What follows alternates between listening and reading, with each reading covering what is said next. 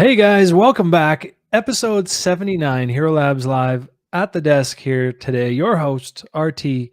And so we got a big shout out today. We got a special guest coming on to hang with us again. So last time was October 12th. We were at about 11K, 11 and a half, talking about a breakout. So happy to say we can come on and talk genius season here after basically the speculation then, based on our analysis, was we were going to head much higher. I think both of us would agree that we're surprised how much higher and perhaps how vertical it went shortly after that. But that is the nature of announcing that you're going to basically print money infinitely until the world is saved. So I think that drove us a lot. Shout out to MK in the YouTube chat. Good to see you. Costco member and Jonesy. And we got LedgerStatus chatting it up in there. And a big shout out to CCI, Cryptocurrency Investing on Facebook Live. If you guys are watching from over there, we see you. We hear you. We had Jeff Kardikis, your founder, on the show a few weeks ago. And one of the things we wanted to do is reach out to your community and start posting our streams and bringing you into the fold here at Hero Labs. Because if you didn't know already, our messaging, our mantra is really just around objective analysis, free education, all those kinds of things, here to help, and not paid, not taking any paid endorsements, any kind of that stuff. So you can trust that if I talk about something, that it's because I think it's a good thing. And often I am invested in a lot of the stuff I talk about, and it'd be weird if I talked about shit that even I wouldn't invest in. So I guess that's the thing, but I'll always disclose. So if there's any concerns around that stuff, just so you know, we're just here to, shout out the market and give as best once over as we can. So without any further delays, let's get Ledger in here on the screen. Good afternoon. How are you doing today? Hey, I'm doing great. I appreciate you having me. I'm excited to be here. How could you not be excited today of all days? Yeah, well, it's a bullish retest after a new all-time high on Ethereum. So, generational long opportunity, question mark, or is the top in? I don't know. What do you think? I don't think the top is in. We're obviously shaking folks out. Sometimes things like funding have to reset. Everybody's like, oh, look, we broke up from this small consolidation. We're just going to chad straight to $2,000. But these things take some time. So you got to shake those folks out, let the better prepared, long folks get in there. So it's not going to be immediate, but I'm incredibly bullish on Ethereum over the course of the next few months. And I don't know how you couldn't be with what we see going on, like fundamentally and technically. Yeah, I mean, the demand for ETH is high. ICO season was the real boon for Ethereum back in 2017, where it was like, man, I need Ethereum if I want to participate in this thing that I can make a lot of money from. And now we've got DeFi coming out, and it's basically saying, I need Ethereum if I want to participate in this DeFi thing. I need to pay my gas. I need to withdraw my stakes. I need to replace my stakes. I need to compound my stake. And when you have money on the line that you can literally just make money from stable coins in some cases, but you need Ethereum just to show up to the party. So the demand is undeniable. And even though I personally find it slow, clunky, I feel like there's got to be a solution out there. I'm very hopeful that things like Solana as like a, not even a layer 2, but an alternative maybe for faster processing and then settling back on Ethereum. Bridge protocols are coming out, Polkadot, Atom. So yeah, I think a lot of the things you might say are wrong about Ethereum right now are being addressed, and that actually just opens up more opportunity for traders and investors. Yeah, Ethereum has one gigantic advantage, which over and over again in the history of software and also open source, it continues to win, which is network effects. And the technology can be inferior, but if the network effects are superior, as long as the technology keeps up enough, then the likelihood is that dominance will increase for that asset. We ran into the same thing. How much was Bitcoin tested over the course of 2017 with hard forks and these things? And they were like, well, we're going to make the tech better and yada, yada. But Bitcoin won out because Bitcoin is Bitcoin, right? And BTC is Bitcoin. And the thing that matters the most is whoever can maintain those network effects. And a project really has to fail in every other respect in order to lose that advantage. And it's not just in crypto, not just in Bitcoin. I come from the web space and I've seen this happen over and over again. And that's going to be the challenge for any of the other protocols that are trying to be Ethereum killers. And I think that the real winners for non-Ethereum assets or networks are going to be those that play nicely with Ethereum, not those that try to kill it. But it certainly makes for a fantastic challenge and a fun investment opportunity for people to make their bets. I'm certainly making my bets on Ethereum and on DeFi specifically on top of Ethereum. You mentioned the ICO market. What we have here with DeFi is so much bigger than the ICO market ever was. And combined with Ethereum 2.0 and the potential shift to where Ethereum could end up being deflationary could get really interesting. So I'm really excited about the fundamentals and when the technicals align with those, it makes a really unique investing opportunity. Yeah, absolutely. And I think it's sometimes hard to see the future valuations. Like a lot of people, they say, well, during this next cycle, these top coins are all, multi-billion. So, the 100 coin is 100 million. I'm talking about months ago. And so people base the current evaluations or future valuations on current models. For example, a lot of things we like to do say, well, if this is worth 500 million and this is worth $1 million, like look at the upside. There's so much market cap room. But looking at Ethereum now, what is the market cap so that I'm just hitting the number? I looked at it the other day. I was like, holy shit, that's grown so much. Number two, obviously, it's 151 billion market cap that it just cracked today. Obviously, the circulating supply grows as more miners and getting new blocks and new coins.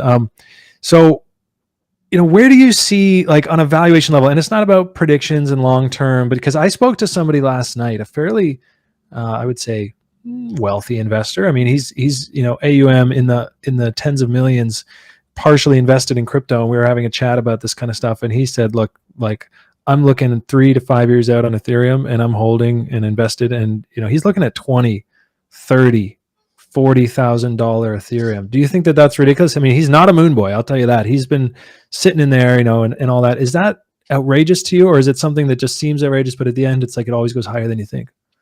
I think what you said at the end, it always goes higher than you think. And those higher than you thinks can be multiples, right? It can go 2 or 3 times higher, not like 20%, 30%. And overshoot can be multiples. I kind of put my rationalization hat in the back seat when we saw what happened with the correct narrative and the financial reasoning aside in legacy markets this year. Look at Tesla. Like everybody talks about Tesla, but that is financially a massive bubble. But a message and a founder and an idea that resonates. It doesn't matter to people that Tesla is worth more than all other public car companies combined. Like clearly to me and you rational people, that doesn't make very much sense. They're essentially pricing in the perfect outcome. But what you learn there is people can rationalize and price in the perfect outcome. So Ethereum doesn't have to reach the perfect outcome. Bitcoin for the same, just as well. They don't have to reach the perfect outcome to price in the perfect outcome. And if the narrative aligns, if the status of the broader market aligns, a lot can happen that we don't anticipate. So I've said on my own podcast, I'm like, hey, Ethereum Moon Boys, they want 5K, 10K. And I'm like, I'm going to have a hard time not giving them my Ethereum for $5,000 a piece. Totally. Because I like money in my hands in real life. And honestly, I think I can find a multiple somewhere else in something probably more boring for the difference between 5K Ethereum and 10K Ethereum. Can it go to 10K? Can it go above 10K? Yes. At that point, will my multiples be easier to find in other markets? Probably. I could change my narrative at some point, but the way I view it right this moment, I'm going to have a hard time not letting go of some Ethereum when it gets to those types of prices. But I do think it can and will get to those types of prices, whether it's my type of targets, like my target for this year, the overextension target of Ethereum is 6K, is what I talked about early in the year for a variety of reasons. It could go twice that, no doubt about it. But I'll be willing to let go of a good chunk of Ethereum, 5 to 6K. No doubt. I'm going to be very happy. Yeah. And I think that really goes back to the idea about having a trading plan, having, we talked on Monday about taking profit. I mean, you cannot, like you said, you like to have dollars in hand. I'm the same way. Nick, who you guys know, teased me the other day. He said, every time I talk to you, you're withdrawing money. What are you doing? You're taking money out. What are you, a bear? I was like, no, I just like to sleep. And if I'm ever nervous or uncomfortable, going into the Monday opens and I'm falling asleep and I'm so exposed to altcoins at that particular time. And I said, man, I'm literally having a hard time sleeping tonight. I must be overexposed as a rule. And so I've been pulling out. And so, your point is like, I don't know where it's going to go, but if it gets to 5 or 6, I'm paying myself. And I feel the same way. And I was taken aback by the comment that this individual made yesterday. Again, just because I look up to him in the sense of where he's at in his life and his wisdom in investing and his valuations of things. I don't take, I take him seriously, and if nothing else, as just his perspective. And so he's looking for these much larger gains, and he's just kind of like, yeah, I'll liquidate when we're in the 20s. And I just went, holy shit, like that's something you hear from somebody who doesn't know what they're talking about, right? And they get into a new coin and it hits $1 purely on speculation, and they just say, hey, easy 20x from here. And I'm just always like, wait, what? Based on what? So when he said that, I was shocked, but I'm like you. I look in terms of ROI potential and multiples, and is unpopular as this may be, I actually didn't ride much Bitcoin through the last little while. I mean, I've just been looking at altcoins as they came down, just thinking like, that's where my ROI is. I've got some stable coin. I mean, I had some Bitcoin, but I don't see 36K, wherever we're at, 35K right now, to 70K, like a 2X. I got a 2X on DOT last week. Yeah. You know what I mean? Like, I feel like there is just better multiples there for myself. And that's an important point. So I agree with you in many ways. Last time we talked was actually where I was making my changes from that decision point.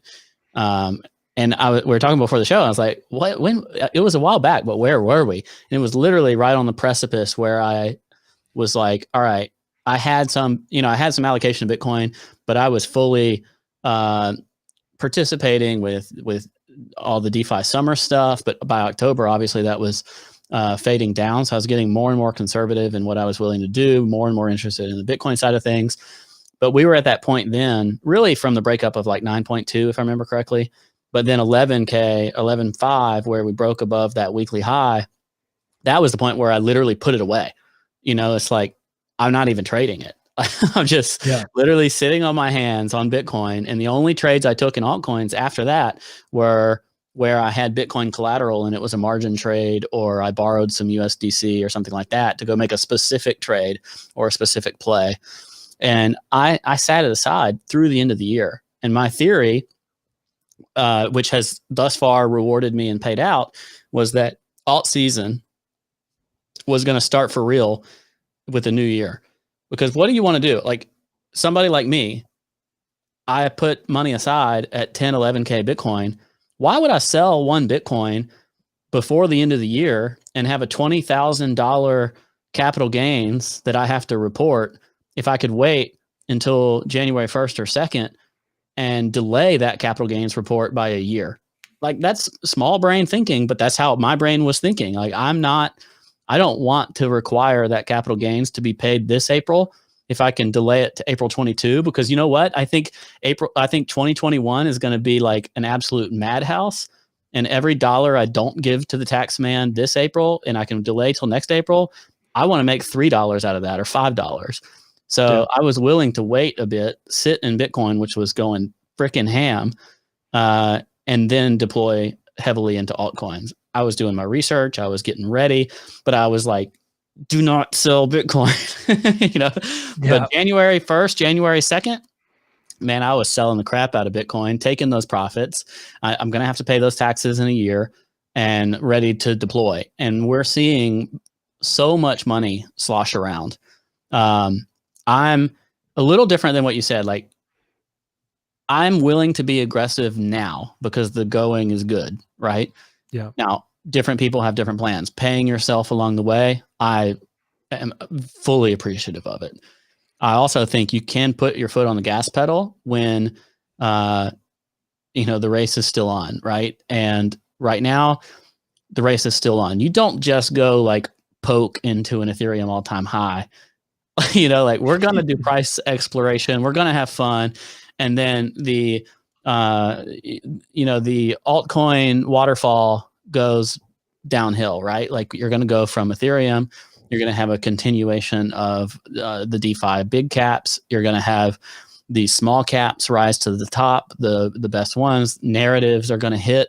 And it's going to be like, holy crap, this thing is mispriced by 10x because we just saw these go to 100 million or a billion in market cap. And look, we got a 10 million one over here. I trust in people like you and people like your colleague, Crypto Messiah, to help filter and find the gems out there. And then I can look for entries where it makes sense to buy them, and off we go.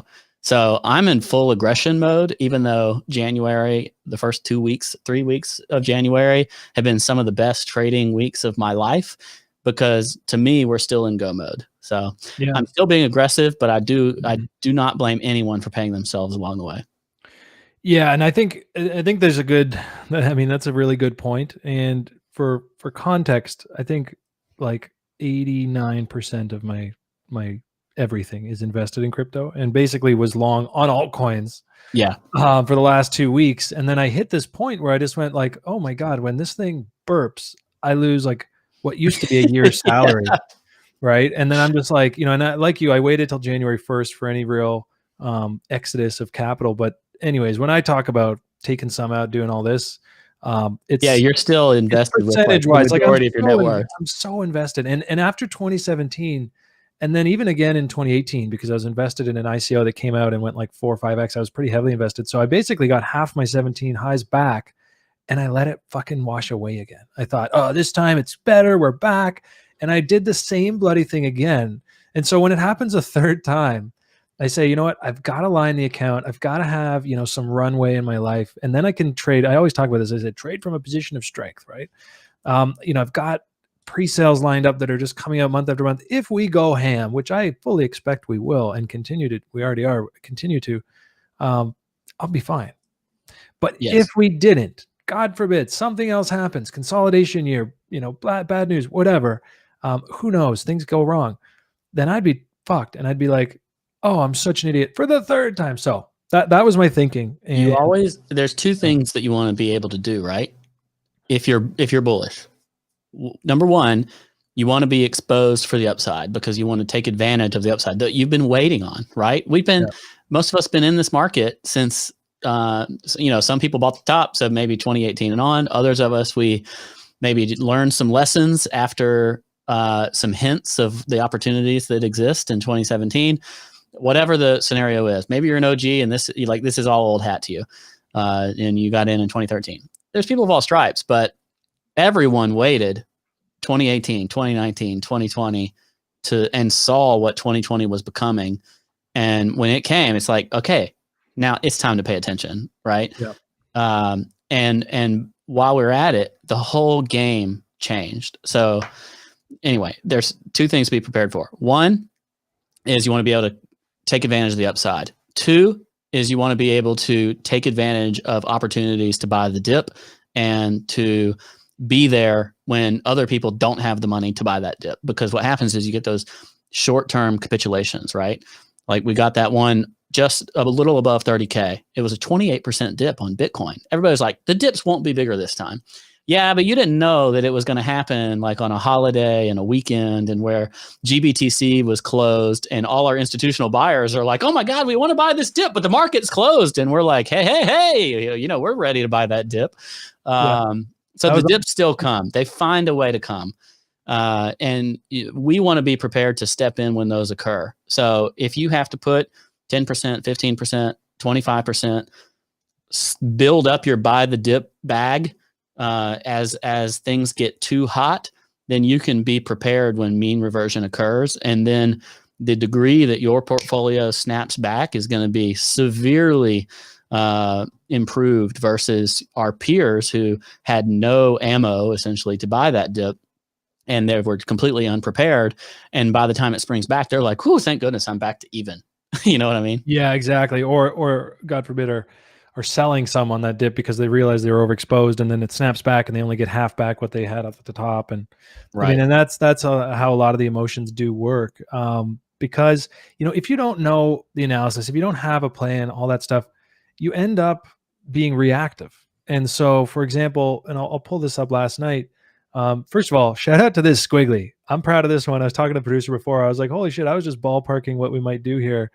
And actually seeing this squiggly on the chart this morning and then seeing this kind of move in here, and it was on divergence, and I thought, who am I if I'm not going to trade my own thing? So I picked up a little Bitcoin today. But looking at something like Ethereum, and I'll pull this up because I didn't want to tweet this out because it's not really, nobody likes to hear about short-term pullbacks in a longer-term bull, like when you're like, oh, this looks a little bearish. Let's get the ETH USD here. But like last night on the 5-minute, I mean, the writing was all over the wall to me. This is not the chart I was using, but we get up here. We've got the move to the new highs, which I was spotting from back here. Again, not trading directly. I've got some long exposure, and I was like, holy shit, we're breaking out. We got this big volume spike in off this down trending volume. So it was really strong. And then we got up there, and there was really no follow through. And on the whole, it's lower volume. Big divergences on momentum, and I just thought, okay, let's zoom in, let's see what the internals look like. Again, more for the shorter term trading. And as this came up, I was actually just on a call, and I was sitting here looking at the chart while I was chatting, and then I saw this where we're coming up like this, and you just look down at this RSI. I mean, this is a 5-minute chart, but look at this RSI, right? I mean, internally it was like, oh shit, and then perfect double top up here. So there was a short in here just to get into a hedge where it's like, okay, we dumped, cool, coming up to that short reload zone, coming off. Point is, I was staring at the 5-minute for the first time in a while because I've mostly have just been, like I said, you're zoomed in, baby.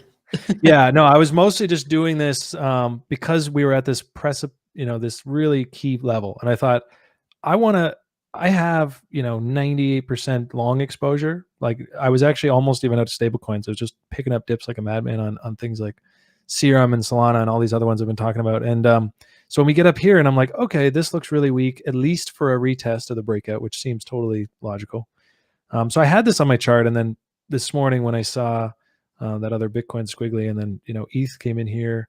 So anyways, point is perfect fib play here, and then this long this morning is one I hope to hold for quite some time. So we'll see how it goes. How are you trading this? I mean, obviously the 5-minute sounds like your reaction to that. It's pretty zoomed in. It's not necessarily your time frame. What do you trade on? In this market, I've really been trying to maintain my exposure in two primary ways. I want to keep my Bitcoin relative value, so I'm paying attention to like, how's this stack up? And then I'm really tracking my exposure through mostly DeFi projects and watching 4-hour and daily, and to what degree can I outpace Ethereum, especially, and Bitcoin, obviously in the long run. But I called the top for January or for Q1 at the time, and then I rearranged my statement because I was over exuberant.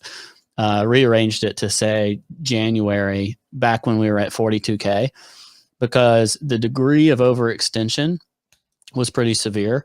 And I drew out a triangle that I've lived by since. I'm trying to figure out if I can share my screen. I don't know if I can. Yeah, I just can turn off my camera. Well, I think anyway, you got a request from the audience to take a look at your face when you notice that Rook is at $414. I noticed in more ways than one. Today's a good day. So I drew out a triangle on Bitcoin that it's respecting the triangle, right? And then on the daily, there's a 20-day moving average that I'm paying attention to, but Can you get your screen share up? I don't know how. Okay, the gear on the rendezvous, just top right next to the little screen of yourself. Just drop that down, and there's a screen share feature there. Okay. We've got the Rook chart up here today. So I finally bit the bullet. I did, I was charting it down here and picking some up here and trading it through this, but I was mostly just sitting on a couple that I used for the 1-inch farming, but I finally just picked a few up here. I actually had some 1-inch limit orders at like 167. Looks like I just missed, but I do have a little bit of Rook now, so I'm happy to say I get to be excited today as well. Yeah, it's a good day. It's a good day. All right. So do you see this Bitcoin chart? Oh yeah. Okay. So I drew actually back when it formed this slightly lower high. I just went ahead and put a diagonal on that and wanted to see what would happen. And it's exactly where it respected the next move. And then on the downside, I started with just kind of throwing one that looked like it was the right distance. And then when we got the second wick, I based it there. And this morning's test, no doubt, was the third test of that exact level. Bitcoin can be so technical that it's painful. It's like, it's so technical. So far it's abiding what I would call the meme triangle. And I call this a meme triangle because I actually think that consolidation is like the minimum consolidation we need. And I think it'll probably be too narrow versus what we actually get. So what I also drew is no new high at 42K as like a top line. And what I think we could do is once we break this triangle, we just form another one. It's a bigger one. This is all, of course, our listeners are going to moan at this. This is our excuse for a prolonged alt season that goes into February. I am absolutely watching the CME stuff to see how Ethereum on CME shakes out. Yeah, February 7th or 8th. Yeah, February 8th. So that's a huge deal on our fake triangle, the one that doesn't exist yet. If I do my shortcuts here properly, look where that leads out to. Bitcoin, it's been so aggressive. Like it could just chad straight up and, break out before the end of January to new highs. Totally could. My guess is that it's going to have a broader range chop. The all-time high consolidation that we had really from the first test around maybe November 18th was 28 bars, 28 days. This time, let's just base it not even all the way back. If we get a month and a half, that'd be extreme. But if we get, say, a month, that would give us about, this far, right? Like to the end of January. Yeah. Before we really make new highs. The whole time we do that, that's where Ethereum can do price exploration. Ethereum, let's say Ethereum breaks up properly today, right? If it has 2 weeks to do price exploration, Bitcoin could be sideways. Ethereum could gain and go to like 0.05 or 0.08 or something like that and double, all while Bitcoin does nothing. So I want to be fully exposed to Ethereum because Bitcoin already did this move. Like Bitcoin is now in price exploration and some time to chill is great. Now Ethereum is insane on a relative multiples perspective.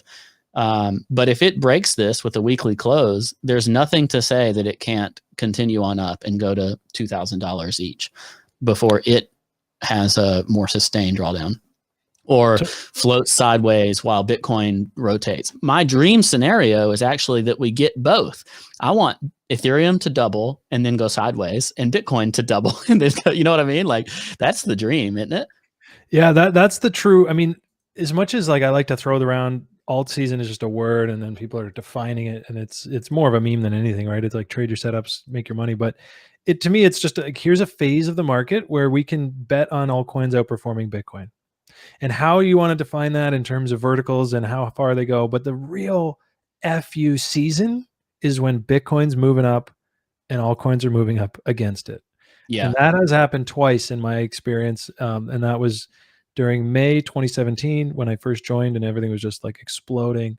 And then in December, obviously 2017 and into the start of January, so 2018. So I mean, if we ever get that, and it stands to reason you would. I mean, it's happened before. The people involved that make those kinds of market movements happen stand to gain tremendously from it. They also are in a position to make it happen, putting bottoms in, driving hype, all that. It stands to reason that it'll happen again. Humans have not changed since those two incidences, and I have every faith that that will occur. So looking at the weekly here, I've got what you say about Ethereum, I guess. I have a weekly ETH BTC chart that I just pulled up. Okay, yeah, that's the same thing I'm looking at here. And I mean, you're right. Like, look at the space up here. And we are now in this bullish weekly close window. We've got 4.5 days, or just under 4 days, 4.5 days. And I mean, God, if this thing, and this is the one we've been watching, right? Weekly you close. You can call it Wyckofian with that spring as Ethereum bottomed, like that tweezer bottom December 28th, that week. That's kind of your Wyckofian spring. You can call it an inverse head and shoulders. You can just say, hey, it's a higher high on the weekly close, and the next gap up is 0.055. These are multiple confluent reasons to say that Ethereum has a strong chance of outperforming Bitcoin here. So my take is essentially, well, here's easy mode. It's just magnet right back to where we broke down at the height of the bear market, August 2018, after we had a kind of a bearish bounce, right, in March 2018. You remember those times? That's like everything was sad back here, and you get like a dead cat bounce before death. Yeah, well, this is a total magnet for me, 0.05, 0.055. If we go fully over exuberant, then you could retest relative all-time highs versus Bitcoin. And nothing will piss off Bitcoin maximalists more or make Ethereum maximalists more unbearable than going back to 0.1. The flippening charges and whatever you want to call it, like they're going to be out like mad. I don't care. I'm just here for it. I'm here for the trade. I'm here for 0.055 if we get this close here. And if we get a close above 0.055, then I'm going to start looking at targets 0.085, 0.1, things like that. I'm all for it. It sounds fun. Let's go. This is why, foot on the freaking gas, like we talked about, because these opportunities await us, because this chart says your Ethereum relative to Bitcoin. At the end of the day, I want Bitcoin. I love Ethereum, but I want Bitcoin. If I can earn more Bitcoin, which this Ethereum chart tells me I can do, I'm going to take that trade. If I can take that trade, turn it into more Bitcoin, my Bitcoin end goals, I have a little more clarity about versus my Ethereum end goals. So if I can get, say, twice as much Bitcoin by trading Ethereum, then I can take and ride that Bitcoin to six-figure Bitcoin, and congratulations, you've just like quintupled your net worth or something, Yeah, no, exactly. And I think everyone here is being treated right now to a really in-depth look at what your plan is. And we talk all the time about have a plan, know what you're going to do, know when you're thinking into entry, what is your invalidation around exiting. So pay attention, guys, because, Ledger here is outlining really the strategy that he sees long-term. I mean, what's really interesting is that measured move of that inverse head and shoulders that would potentially form the low of Ethereum, Bitcoin. That measured move takes us up to 5.5, 5.8. So yeah, it's just a little bit of confluence there. But I think if we break this high on the weekly, I think it'll be like no more than 10 days, and we'll slam 0.055. God, I mean, how can you not be in that trade? You know what I mean? Yeah, no, I coming again off the highs last night, I just looked around. I said, you know what? I'm super overexposed to all these alts. I probably just, kept just like, oh, I'll buy a little of this one, buy a little of this one. So I actually reset a lot of my Binance alt portfolio yesterday, and then just aped it into Ethereum this morning. Because I thought, look, I got to be long on this. This is all-time highs plus a retest. And then, now my job is to like strategically find entries on altcoins that I think will outperform. But after that all-time high break yesterday, and then that cute little retest right into the reload zone, I just thought, this is it. I mean, if there's ever a time to take some capital and put it to work in the market for me, after, like you said, years of waiting, it's a really good one right now. There's never a guarantee, but you've got to be able to quantify, the quality of opportunities. And if I'm not taking risk here, when am I taking risk? And you know what's actually astonishing right now is as good as Ethereum looks, there are some plays in this market because DeFi's narrative is so strong that these plays are equally as bullish against Ethereum as Ethereum is bullish against Bitcoin, as Bitcoin is bullish against the dollar. So by saying, all right, let's dig in the weeds here. Let's do some proper shit coining. You're essentially getting triple leverage, but on spot, right? So if I'm buying sushi, look at this. This is so sushi outperforms ETH while ETH outperforms Bitcoin, while Bitcoin outperforms the US dollar. Oh my God. Is this not the dream? I mean, come on, man. I'm here for this, right? So I don't know how these will react on Ethereum's impulse move. Like, so it goes from 12 or 1300 to 1600 to 2000 in like one moment. They might lose some relative to that. But on the whole, every time you get a 10, 15, 20% up day on Ethereum, there is no doubt in my mind that the blue chip DeFi stuff is going to follow, and it's going to follow harder. And if you can find a way to be exposed to both and limit your drawdowns, dude, this is life-changing type of opportunities that just do not occur that frequently. And we've waited on it for freaking years in crypto. So if you're not in right now, you got to pay attention. And not everything is made the same. If you're sitting in your same old, broken 2017 blockchains, you're in the wrong stuff. Like, you either have to be in Ethereum native stuff, particularly with DeFi, or stuff that truly makes sense as complementary to Ethereum. Like you mentioned with the Solanas or the Polkadots, they're playing the same game of DeFi, but they're more complementary, right? They're not like some broken down ICO chain that's saying, oh yeah, we DeFi too, or like, what is DeFi? Like, I'm not touching freaking Tezos right now. I'm not touching EOS. I'm not touching any of that crap. I don't care if it pumps for a week. It's not going to pull through in the longer term the way that we have the opportunity in the Ethereum landscape. It's like you're breathing life into this coin right now. It's pumping as you're speaking. I just can't take my eyes. What is Ethereum? Ethereum is? Ethereum's just like not breaking out. Pump our bags, man. Pumping, I see. Along. I don't know who's market buying on this stream, but this is not financial advice, guys. But no, this, you nailed it. The opportunity is few and far between to catch these kinds of upside opportunities. I mean, I had a friend contact me the other day, and he just said, look, I know you're into this stuff. I don't know what's going on. I'm wondering, I got a couple of grand I want to play around with. Should I be buying Ethereum? And that's such a loaded question, right? It's so much pressure. I'm like, I don't know, man. Like, fuck, I've been harping about it for 3 years. It just hit the all-time high. You're calling me about it. It's awkward, but yeah, it's like, how do you tell somebody to buy something at the all-time high?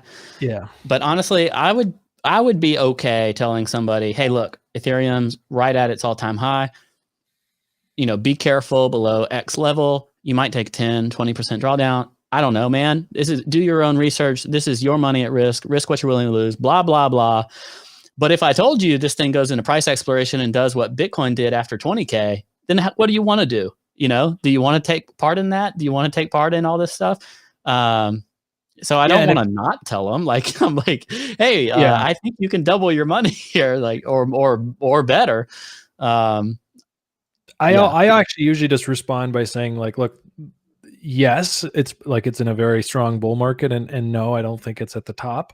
But I often just tell them, like, look, there's probably some better opportunities in the market right now when I look at charts, like certain altcoin charts, and not to say like invest in an altcoin, because that's always like, then they don't know about the shift in Bitcoin dominance and in ETH dominance, and they get stuck in it and they lose all their Bitcoin value. Like, but I do often refer to them to like some new hot projects that I see coming up, not sub 10 mil market cap and non-dev things, but some other blue chips that maybe are just at 1 billion or something. I do often try to steer them a little towards that. But we haven't gotten into that yet today, but the big repricing that's going to occur that I've been talking about constantly is the repricing of DeFi into the top 10 and top 20 and even top 10 coins. Our premier blue chips, Synthetics and Aave, and Uniswap and Sushi, and several of these, my bags, your bags, the true blue chips of the DeFi space. Some of them are going to go to the top 10. Some of them are going to go to the top 20. Take something like Aave, for example. It's pumped like crazy. People bought that sucker for 1% of what it's priced at today, but it still has, in my mind, another 5x left in it to reprice by market cap, right? Yeah. As a fully blue chip DeFi product, lending is like the easiest thing to understand. Hey, you deposit stuff here, you earn interest. You borrow stuff here, you pay interest. All that interest gets fed back into the tokenomics, yada, yada, yada. And that's just the start. And there are all these concepts in traditional finance that are being experimented with and repeated in crypto, with DeFi specifically, on Ethereum specifically. And those are absolutely going to reprice. Some of them are still smaller market caps. Most of them are still smaller market caps than like Bitcoin SV. What? Yeah. Bitcoin SV. That was always a suspect market cap from day one. My friend sent me half of a Bitcoin SV or one Bitcoin SV, because he was like, hey man, can you just convert this to Bitcoin for me? It just was left over from the Bitcoin fork as dust in his wallet. And I'm like, this thing required 65 confirmations on some random global exchange that sorry, I'm still watching the Rook price. It's up to 420. So just FYI. So it's converting that 65 confirmations because of how crappy this chain is. It's centralized and it's still a top 20 chain. Are you kidding me? This is ridiculous. Get that out of here. All these DeFi things are going to replace it. So they're up a lot and they're going to go up a lot more. Yeah. That's the vibe, and I can think back to 2017 where price had gone up so much. I mean, especially after May, you got to think, Bitcoin had never been above $1,800 at a point that year, and now it's trading at 3,200. Now it's trading at 5,000. Again, no institutional real adoption. No, it's still rat poison. Everyone's talking about it. And so every time this high came in and you got that 28% pullback, it was like, oh, that was the top. You guys are suckers. The bears start piping in the shifts of the world. And we went through that 7 times, and the 7th was ultimately the top, but it went way further than anyone thought. And in those last 2 weeks, it just it was like 11K to 20K, boom.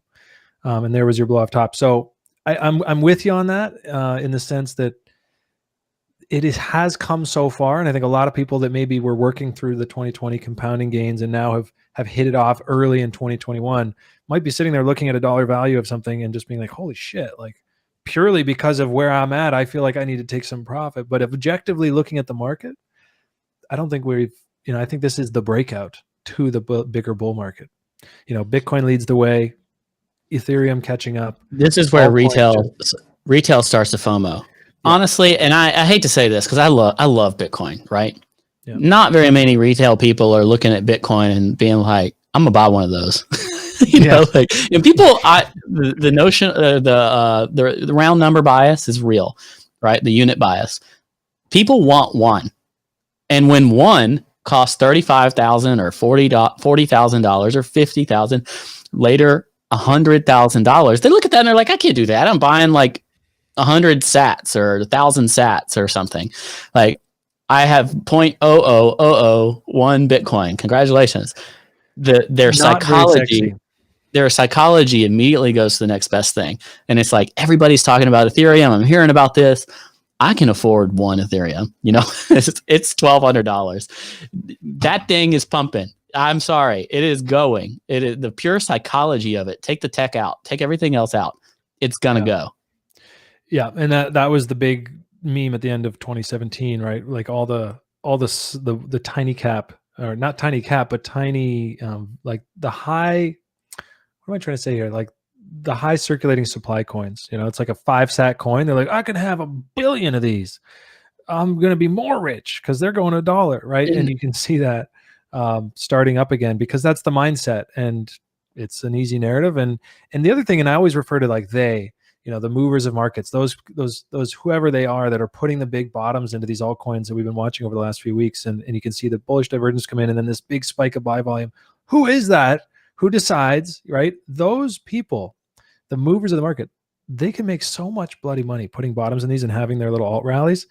And it's rinse and repeat. And that's why in a lot of these coins, you just see it come all the way back to the bottom because there was no inherent demand driven value in it. It was part of that build your Bitcoin stack game. They're going to keep playing that game. And this is why it's been about, patience, because altcoins are very unsexy right now. I'm thinking about October, November, part of December. But they'll be back.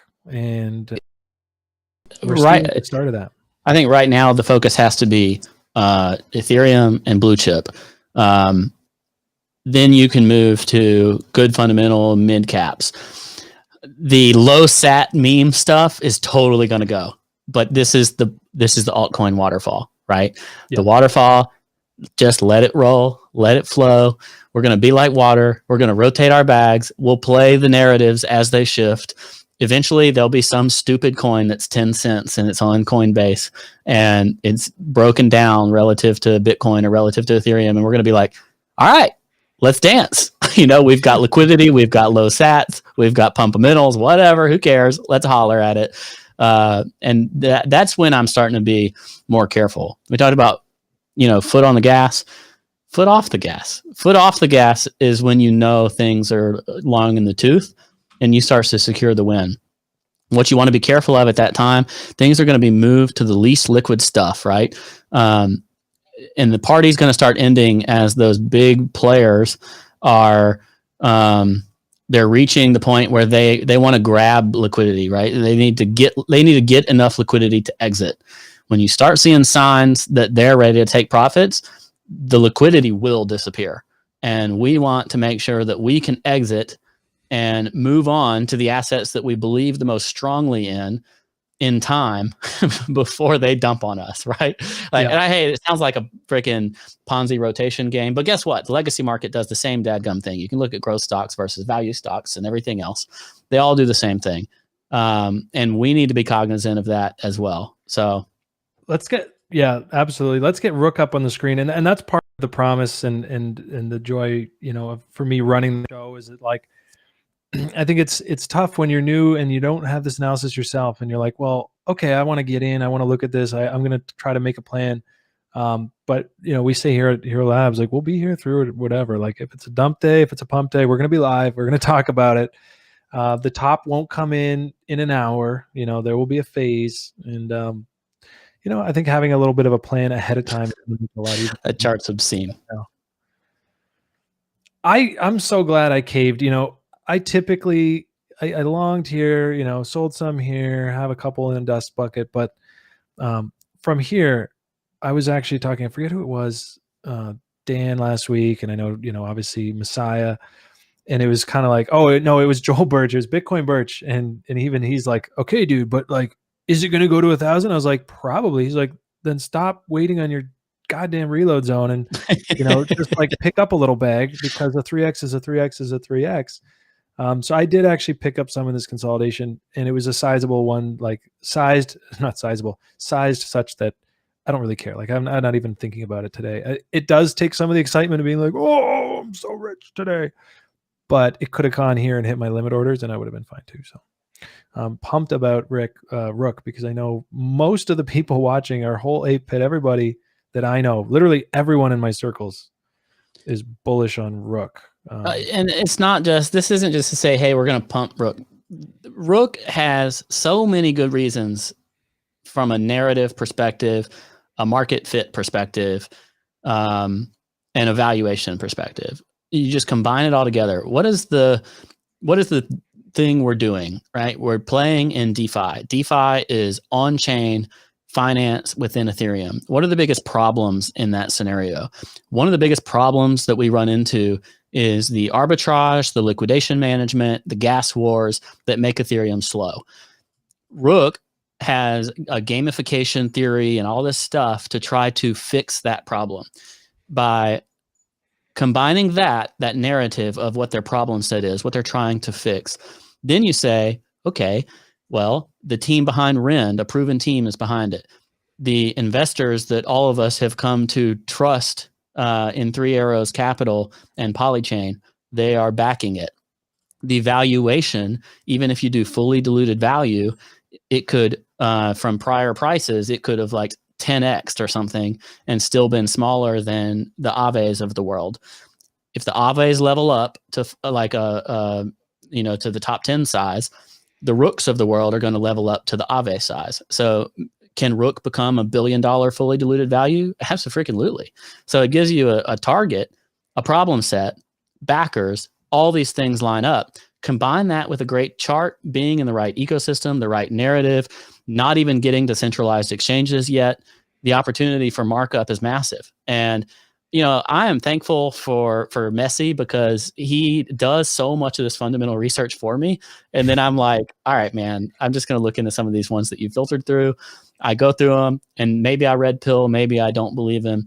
But when I red pill, I'm willing to go in, baby. And this one's worked out. Yeah. Rook's been really strong. And I think understanding a project is so important. And that's actually one of my favorite things about working at Hxro Labs is I get access to Crypto Messiah's brain, his mind.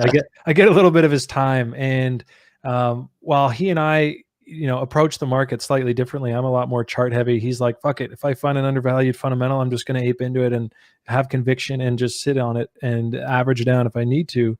But I listen to him for that same reason, the fundamental research. This is a whole new thing for me. Dollar protocol has been my first sort of foray into a DeFi project where I really said to myself, like, I need to understand this. I'm going to look this up myself. And then for the rest of it, I kind of defer to a lot of his intel on that stuff. And Rook has been one. Here's Share. I know we got a request in the chat for Share after its breakout. And of course, Chart X Pro just resets these charts anytime my computer's off. But basically, we've just had this long consolidation, just broke out. It's a nice volume coming in to stamp that. US dollar is the pegged, I should say, stable coin that goes with it. And it's actually a negative rebase right now. So I wouldn't be surprised to see this chill for a bit.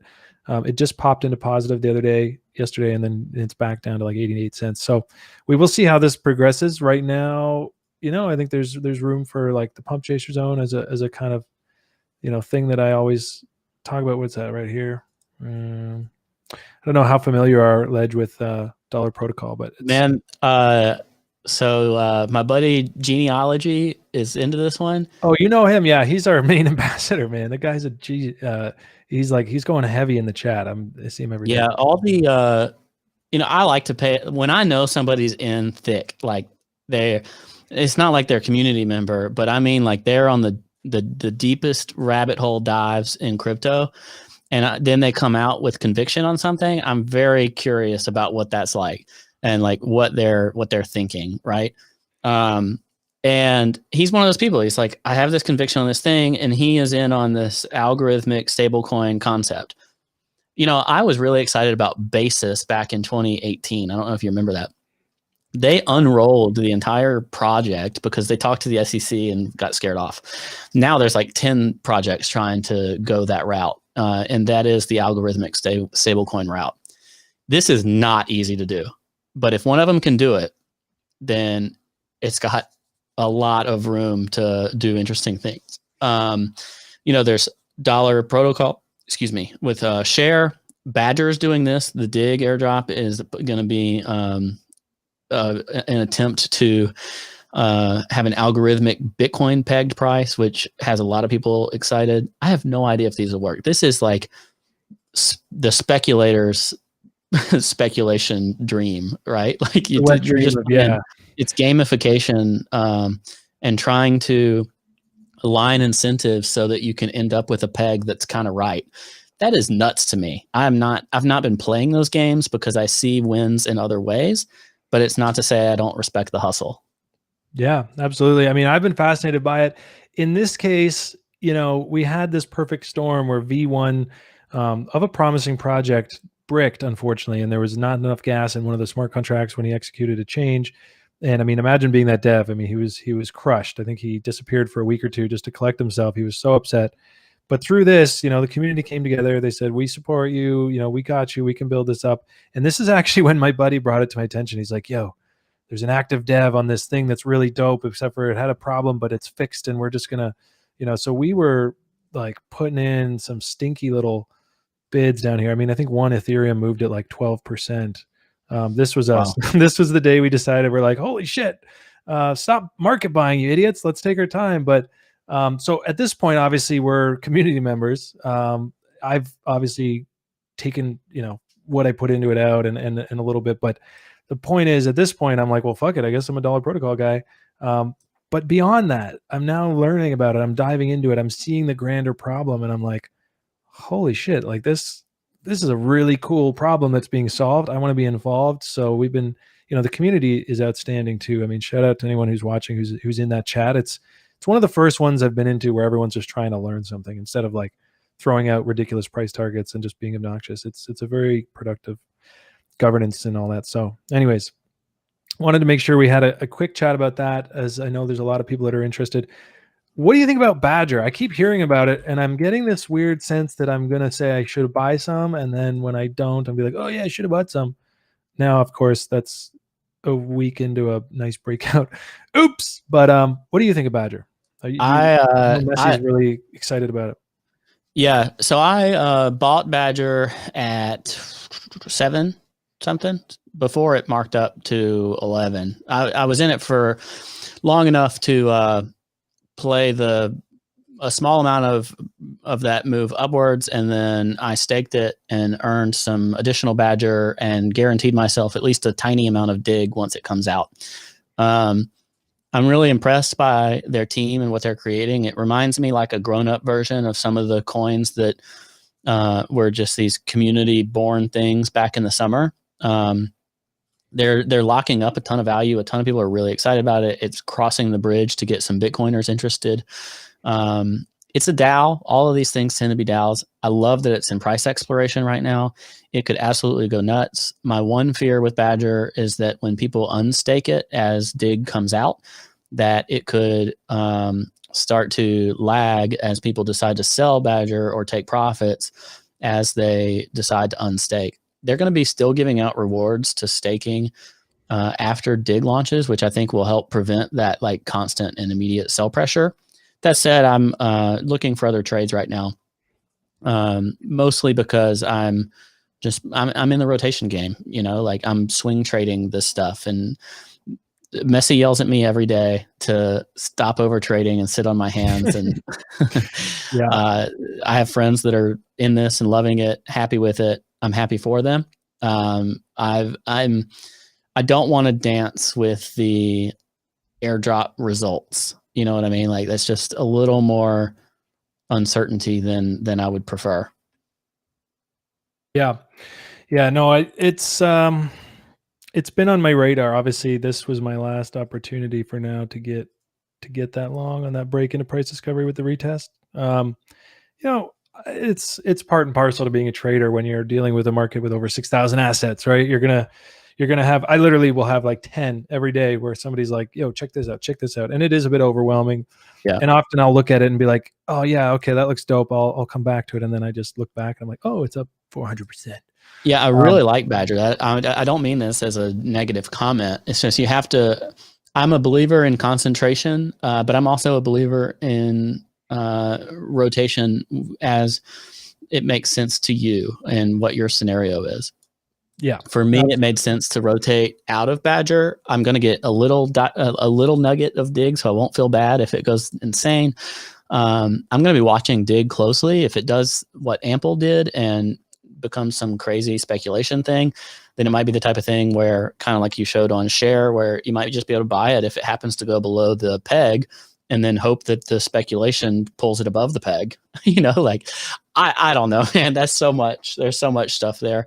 But from the ratio perspective, this kind of new fundamental research that you can do, where you look at the time locked value, you looked at the total market cap, you look at community metrics, wallets that hold it, that kind of stuff.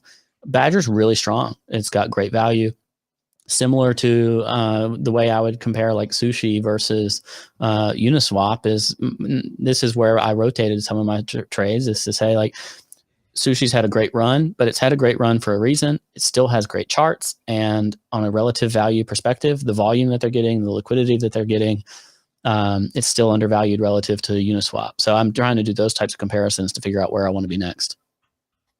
I love that. I love more than TA when you have a thesis around valuations and comparisons and can ride it. And that's probably the sexiest way to trade, because not only do you have perhaps a bullish breakout on your chart, but then you have this really nice narrative where it's like, well, okay, this thing does what this does, but look at the price of this, 1.8 billion. And then you're saying you feel that sushi is likely a little under that in valuation, obviously, and should be closer to it. And so you've got this sort of bullish thesis that you can then add steroids to with the narrative. Yeah, if I can marry the technical entry and exit opportunities with the fundamental screener to say, like, this is what I'm interested in, this is why I'm interested in.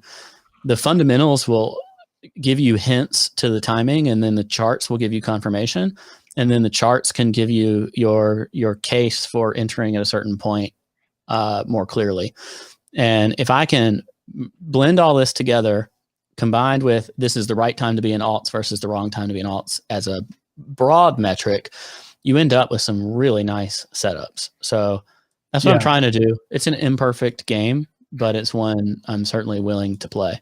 In our last podcast, I said this phrase, which in hindsight should have been the show title. But I said I want to have the dance with dominance, because I felt like the timing was right for altcoins, while Bitcoin is in that range that we talked about. So if you feel like altcoins are in the right range, but then if you choose an altcoin that's not the right timing, you got to get both of those right. You know, like you got to get relative to Bitcoin, altcoins have a chance to outperform.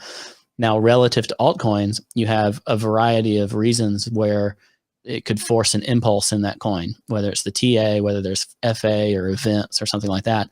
You blend those two together, man, and you can do some damage. Absolutely. And as you're describing it, I mean, this has been a bit of my thesis as well, but hearing you say it from another perspective, it's a nice confirmation for me. I mean, I'm looking at things like Serum. This is not my Serum chart. Where's my Serum chart? Serum is one of those ones, you know, DEX built on Solana, and you know, this kind of consolidation, I'm like, okay, cool. That looks like a bottom. That looks like the things you would see before a big breakout. Then you get the volume coming in to say, okay, there's a breakout, and that's all cool. This is just versus USD. You could totally ignore everything else in the world and just say, I'm going to trade things versus USD.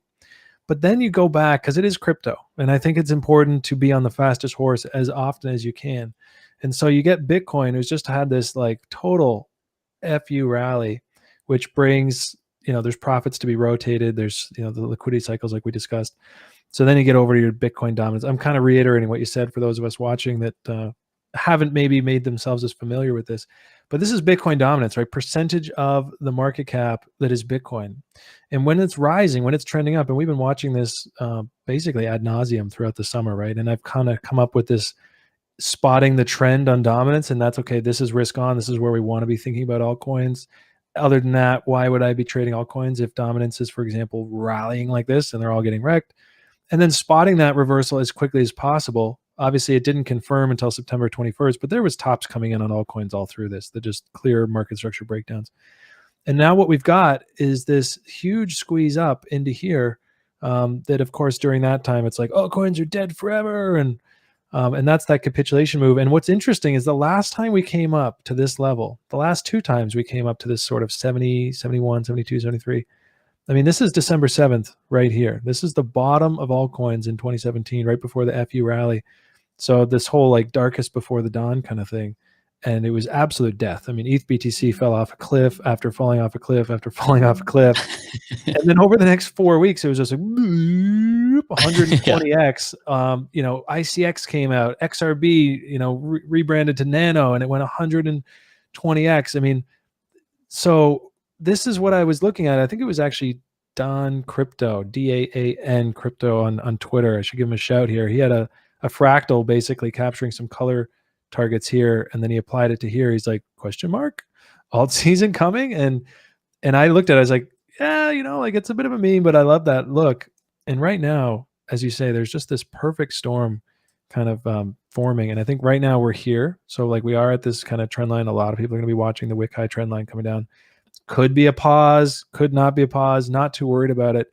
as much as just getting back to things like Serum, which is just an example I use because I have the chart inked up, and I've been trading it fairly effectively. And then but to your point, over here to the Bitcoin pair, look at this thing, right? You've got this huge downtrend, barely any signs of upside. So people again saying, well, alts are doing so well right now, where's the top? I mean, this is not even in the ballpark of something you could call an alt season yet, because alt rallies, windows, yes, versus USD, it's keeping pace with Bitcoin as it moved up here, or perhaps outperforming it a bit.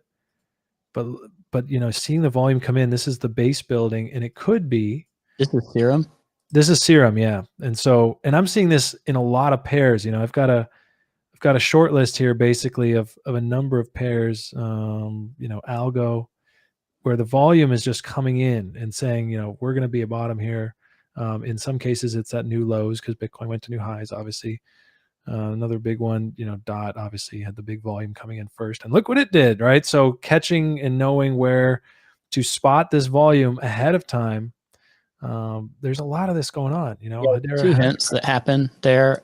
The clearest historical example I even have of this is Ethereum in 2017. It's kicked off, right, alt season by running to 400, and then everything followed.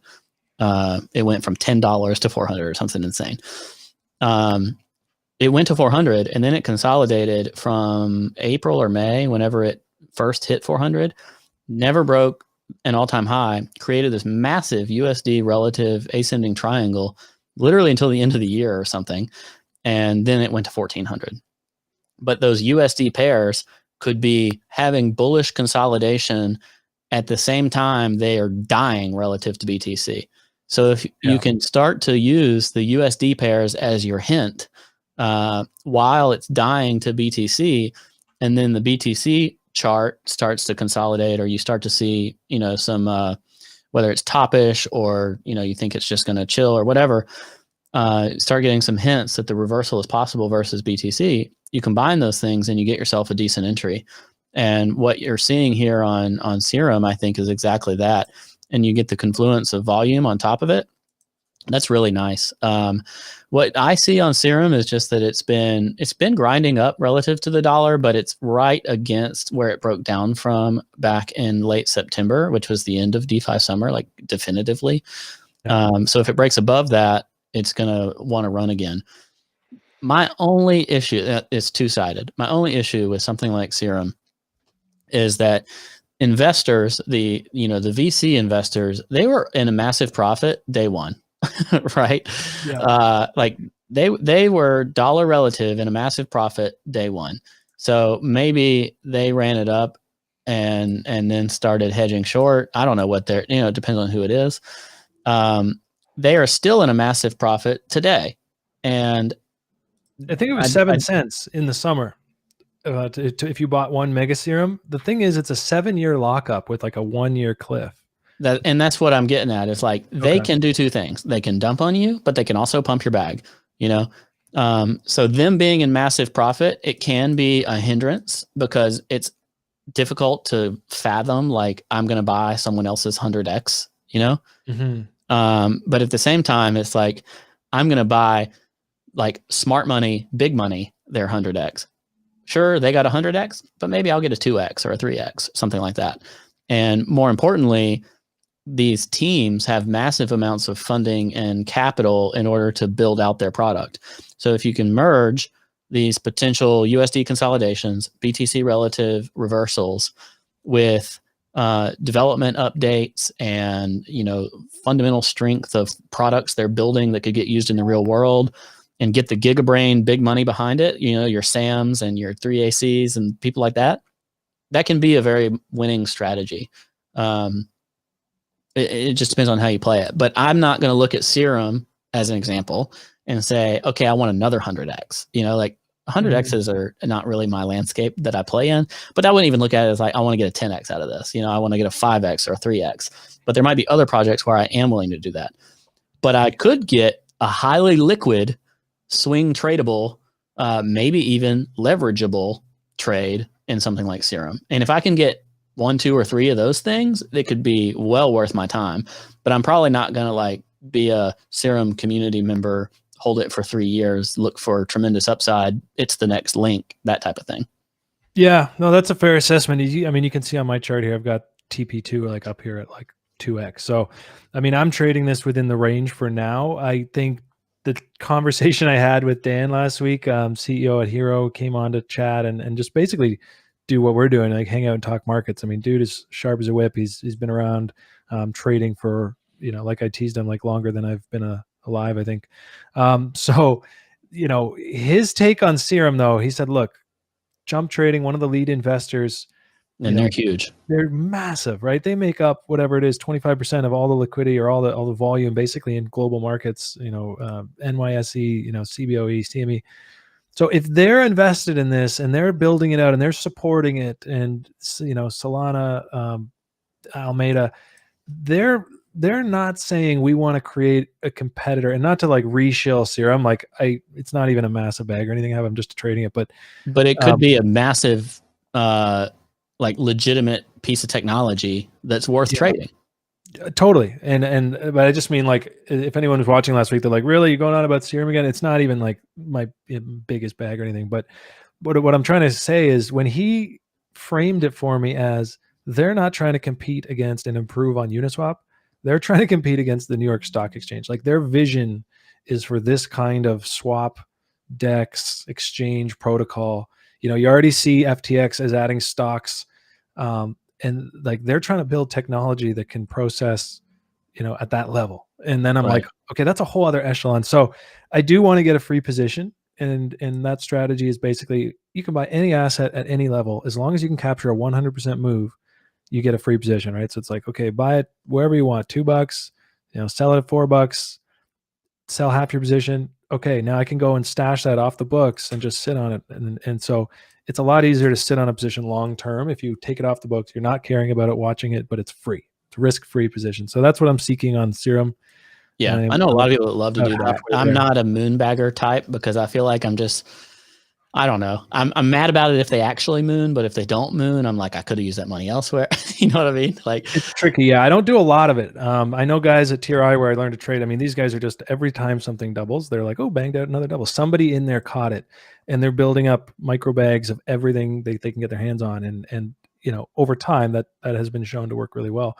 No doubt about it. I have a hard time with that, because like you said, if your free position portfolio starts to be really heavy, and then you get into some kind of bear trend, I'm just looking at it like a lost opportunity. I'm like, oh, that was worth X. Now it's worth Y. Why am I not trading it a little more to the downside if there's like some huge pivot later on? But I do like, DOT. I just got that double off, and I'm putting that off the books. I don't care. I just feel like that'll be worth more next year or later this year. Yeah, some of the bigger ones. I tend to be, I tend to bias myself, and this is just the way my mental energy works. Is I like to be two things: concentrated, so not a whole lot of positions, and unwilling to commit to the long term. So essentially, I'm a swing trader. Like, I'm not on the 5-minute, but I'm also not too often on like the weekly. You just pulled up the same chart that I have up, because it looks ridiculous on that, but man, you throw that on the 4-hour. This is I re-entered this like in the last 24 hours. Right up on this consolidation, eh? Yeah, it's a great example. I tweeted this when the first time I admitted to getting in, but this one stings a bit, because I was literally looking at it on the weekend at like 40 something, and I was like, yeah, I got to get MPH. It's on my short list. Add it to the list. but like I was just saying, if I can find, if I'm really keen and I say, okay, I want to get that free position, what is that? Oh, right here. If I can capture that move, I get a free bag for life. I struggled. This is classic. Like, Messi shares a bag with me and says, this is freaking legit. And if you throw it over to my screen, I'll show you the setup that I've watched and shared. So he was talking to me about it somewhere back here, I think. I mean, he was accumulating his position on the way down, even. I don't remember. He mentioned that, yeah, he was underwater for a bit, but just holding on. Yeah. So when I was looking at it, the first time I started playing with it was in like the 30s or 40s. And I was looking at it as like, okay, here's two setups, right? One is I see these two levels, and I'm like, if it can clear something like this, then I can imagine it playing to the prior highs. That's these back here. So that's the trade. That's why I put trade on there. And then I said, if it clears this, well, then you can send it. Now, sending it is not necessarily like, oh, no matter what it is, it can absolutely moon, yada, yada, yada. But this thing was like a $7 million cap when it was back here, like 50 or lower. The name is terrible. The discoverability is terrible. You look for MPH, there's more than one MPH. You look for it in a tool like Uniswap or Matcha, it's hard to find. You have to like put the direct contract address. There were barriers for people getting to them. Once I got over the name and realized that this is probably the best go in terms of fixed rate bonds in DeFi, like I said earlier, everything in legacy finance is trying to be reinvented in DeFi. So once I start to buy into Messi's narrative on that, I'm like, now combine that with the trade opportunity. And I actually sold most of my position between 150 and 170 and started re-entering at like 150 on the retest. And it's like, I mean, it's two trades to me, right? It's the trade up and it's the breakout and it's the trade into new highs. And if it does win, like if it's the fixed rate bond solution, and this got picked up by the Molly dev, like the Hxro dev, and it's started to pick up a lot of narrative. That's what got it on the radar, and you see it in the volume. I'm getting very interested then. So now all they are to me, away from the send territory, is a rebrand, which I think they need. 88 miles per hour is a throwback to the Back to the Future meme, but like, if you're going to be a serious product like fixed and variable rate bonds, you need a serious name on the branding. Yeah. So I politely have insinuated like this thing needs a friggin' rebrand, and you rebrand it, you secure good technology, good partnerships with other top DeFi apps. There's real potential there. And if that is true, you have an opportunity for something to achieve multiples in a single coin. That's really hard to do, really hard to find. We talked about it with Serum. It's hard to picture, like, here's the way Serum does a 10 or 100x. It has to become like a NASDAQ competitor. This doesn't have to become a NASDAQ competitor. This just has to like be legit. You know what I mean?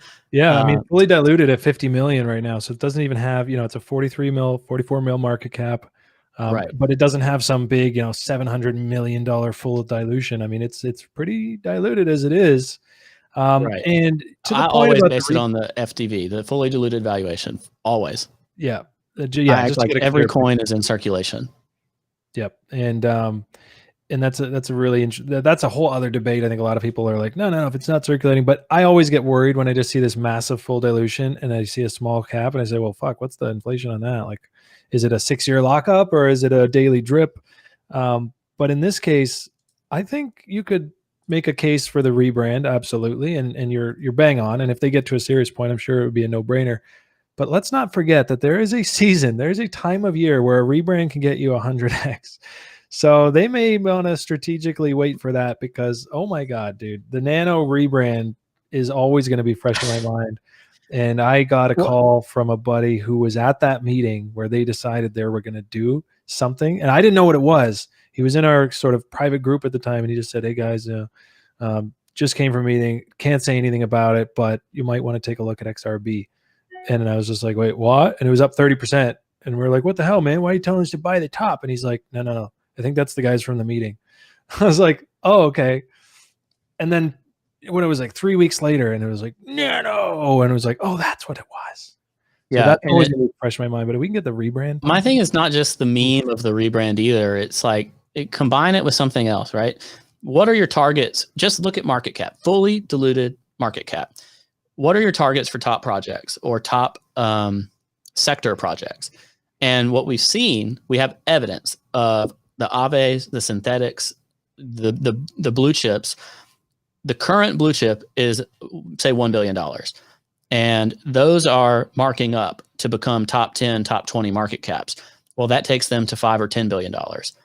If you're picking the future blue chips, so you combine the fundamentals, the team, the partnerships, the buy-in, the community, you combine that with the potential to match today's blue chips, the same argument we talked about with Rook.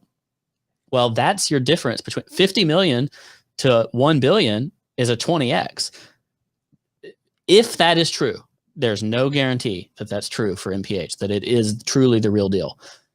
But it's got all the other elements. So if it's the real deal, the repricing of it demands that it goes up to that radar as just a valuation, total valuation perspective. That allows me to have more realistic targets, more realistic take profits. Am I going to hold for a 20x? It's going to be really hard, man. It's going to be really hard. I love taking profit. Well, especially the way that you said, you don't like spreading yourself up. Do you like to stay concentrated? So you're taking, I would assume, large positions relative to your portfolio if you're keeping it to like only a handful of coins, right? Yes. And that makes it really hard to sit through those 30% pullbacks, the ABC corrections on the way. You may get 100x, but it'll be like 20x, 70% pullback, boring 3 months, and then another 50x, and then like it's cycles, and they don't always happen in one go. So, and if you look at what happened similarly recently in the same regard, was Sushi went from being a joke to being legit. Yeah. And if you look at Sushi USD, it bottomed under 50 cents at the beginning of November after it went through this crazy, dilution, valuation, inflation, whatever.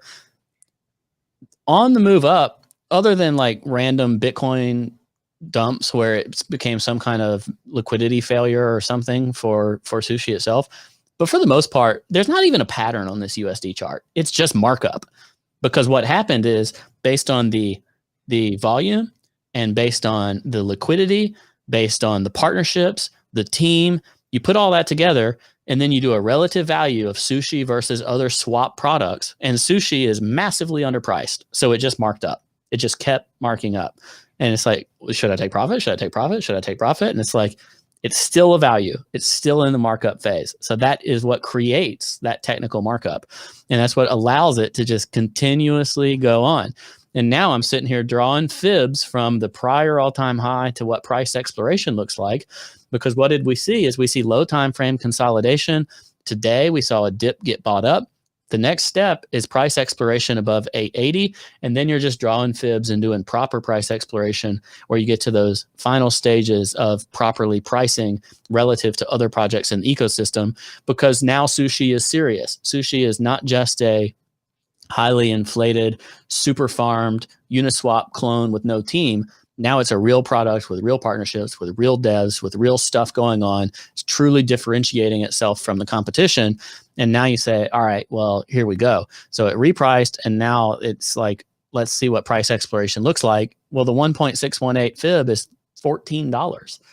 It's $7 today. So there's your double. Like, I'm not trying to be some kind of galaxy brain. I'm just applying a blend of the fundamental screen. I'm not buying total scams. I'm not buying, pump and dumps or rug pulls or whatever. I'm buying real stuff. And then I'm putting two brains together, the technical analysis brain combined with the fundamental analysis and understanding the landscape of DeFi.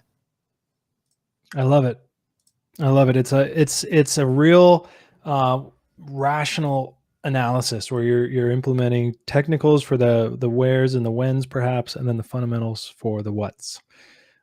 So that really brings me back to what was my bread and butter before I learned technical analysis, and that was the narrative game, right?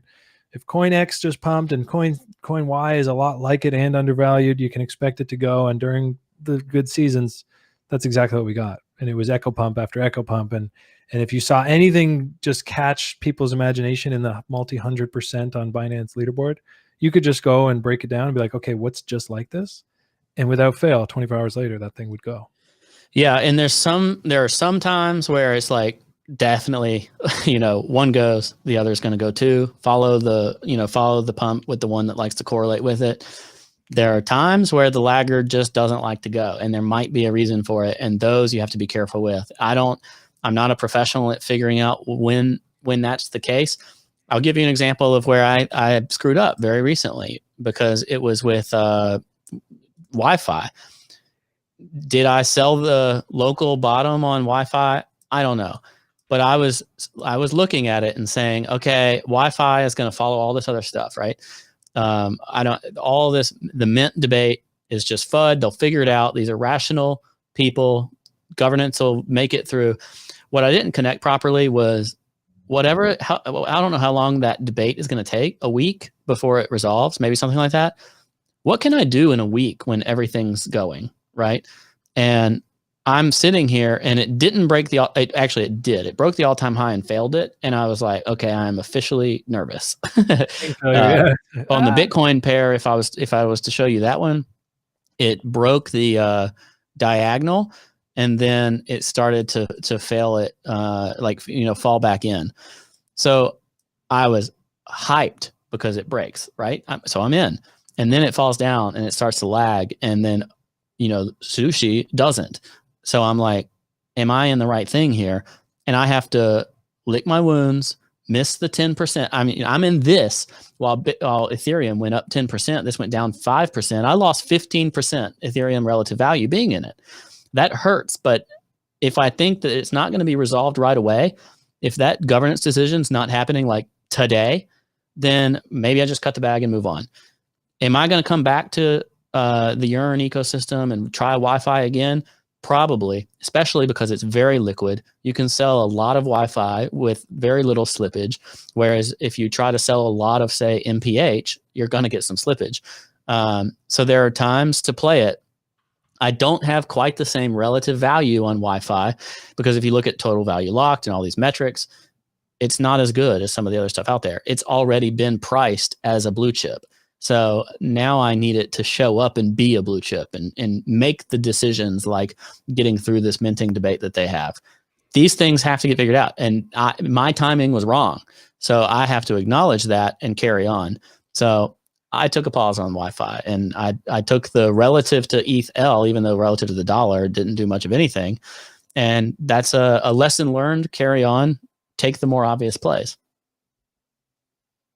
Yeah, no, the way you break that down is poetic to me because, getting a glimpse into your process, I'm sitting here taking notes. I'm like, damn, I need to sort of circle back to that optimal approach. I think, obviously working on a lot of things right now. And so in my trading, oh my God, like I'm just listening. I'm like, okay, these are some things I want to start to factor back into my analysis and add to it because it is, there's so many ways to skin the cat. And right now it's a time to be paying attention and be trying to fully optimize.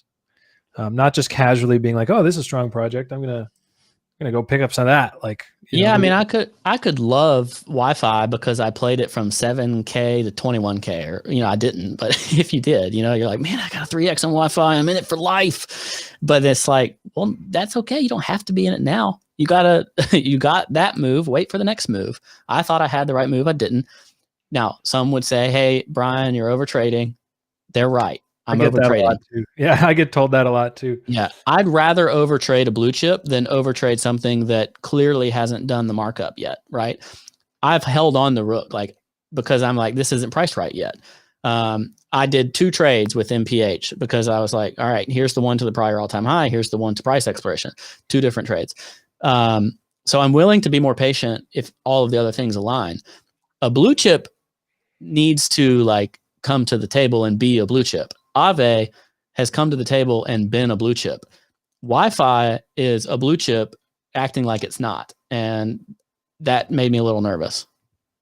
Yeah. Like, what's wrong in the state of Denmark here? Something's amiss. Yeah. Take a look here. I'm gonna put the speculation hat on today. Just have a little fun with this tweet. What do you think of this? You've got Cronje tweeting, Sam can't short you if you port to Solana. And then you've got Solana retweeting that saying, a true man of taste and conviction. Do you sense a bromance perhaps growing between the DeFi, well, what are we calling him these days? DeFi Jesus and Solana? What do you make of that? Me trying to say I'm getting into Andre's head is ambitious. So I've heard speculation, right? People are messaging me like, do you think that this is happening? They're going to have some sort of work to do with Solana partnering or working together. And I just like, I don't know. It's worth I know some things that are untenable, right? One is layer 1 Ethereum fees and transaction speeds. just network usage. It's bullish, right? It's used, therefore that's good. But it is also expensive. So if you're someone with $1,000 to put in the Yearn ecosystem, it's absurd to pay $100 to deposit to it on the contract execution. So all of these projects, Synthetics already started it. They moved to layer two. I can't. It starts with an O. I can't remember the name of it. Aave is going to do the same thing. Yearn needs to do the same thing. You need to be able to be retail. You need to be able to take your $1,000 and be able to deposit in these strategies and participate, or else this won't hit retail. Like the party will fail because people will look at it and be like, I don't have enough money to spend $50 on fees. Like, I don't care what the APY is if I spend, 10% of what I'm going to put in just getting in and out. Like, that's stupid. Yeah. So that's been an issue with dollar protocol too, right? The X bonds were really sexy, and then people trying to claim them, they might get $50, but the fee was 75. Right. So the solution could be port to a layer one that scales better and cheaper. That's BSC and Solana and Polkadot. I did a thread recently where I talked about like what to pay attention to. Those were the three that I highlighted, and it's for that reason. Still layer one, but it's an alternative to Ethereum, compatible with Ethereum. That's huge. You run your same smart contracts and all that stuff, but it's on layer one. It's faster. It's cheaper. Yada yada. And the other is proper layer two. So whether it's XDAI or the one I can't think of that starts with an O that Synthetics is using, they're all going to have to make those choices. And that's why I said yesterday, Ethereum layer two, whether it's layer two or alternative layer one, I don't know, is going to be 10 times better utilized, better adopted this year than Lightning will be for Bitcoin, because it is a must to transact in the Ethereum network. You can't participate without transacting. With Bitcoin, I can buy it and hodl, right? Like, I don't have to transact. I don't have to use it as payments. I can use it purely as store of value, and I don't really care about like, smart contracts and running stuff back and forth. So I think not Lightning, but layer two and alternative layer ones will have significant adoption inside the DeFi landscape this year. Optimistic is the name. Thank you to Zeratol or Zeril, ATL, whoever that is in the chat. Yeah, I appreciate that. I was just kind of messing around over here. I don't see it on CoinGecko, so it may not be listed token. It just may be more of a. It might just be a protocol. Yeah. That's it. It's. I love that you're kind of in line with the thinking I've got too, because just as a user of a lot of these DeFi things, I'm like, well, this is slow. This doesn't work. This is pricing out 90% of the people I want to be trading against on Uniswap. So we're going to need scaling, and the best I can do, obviously, I think.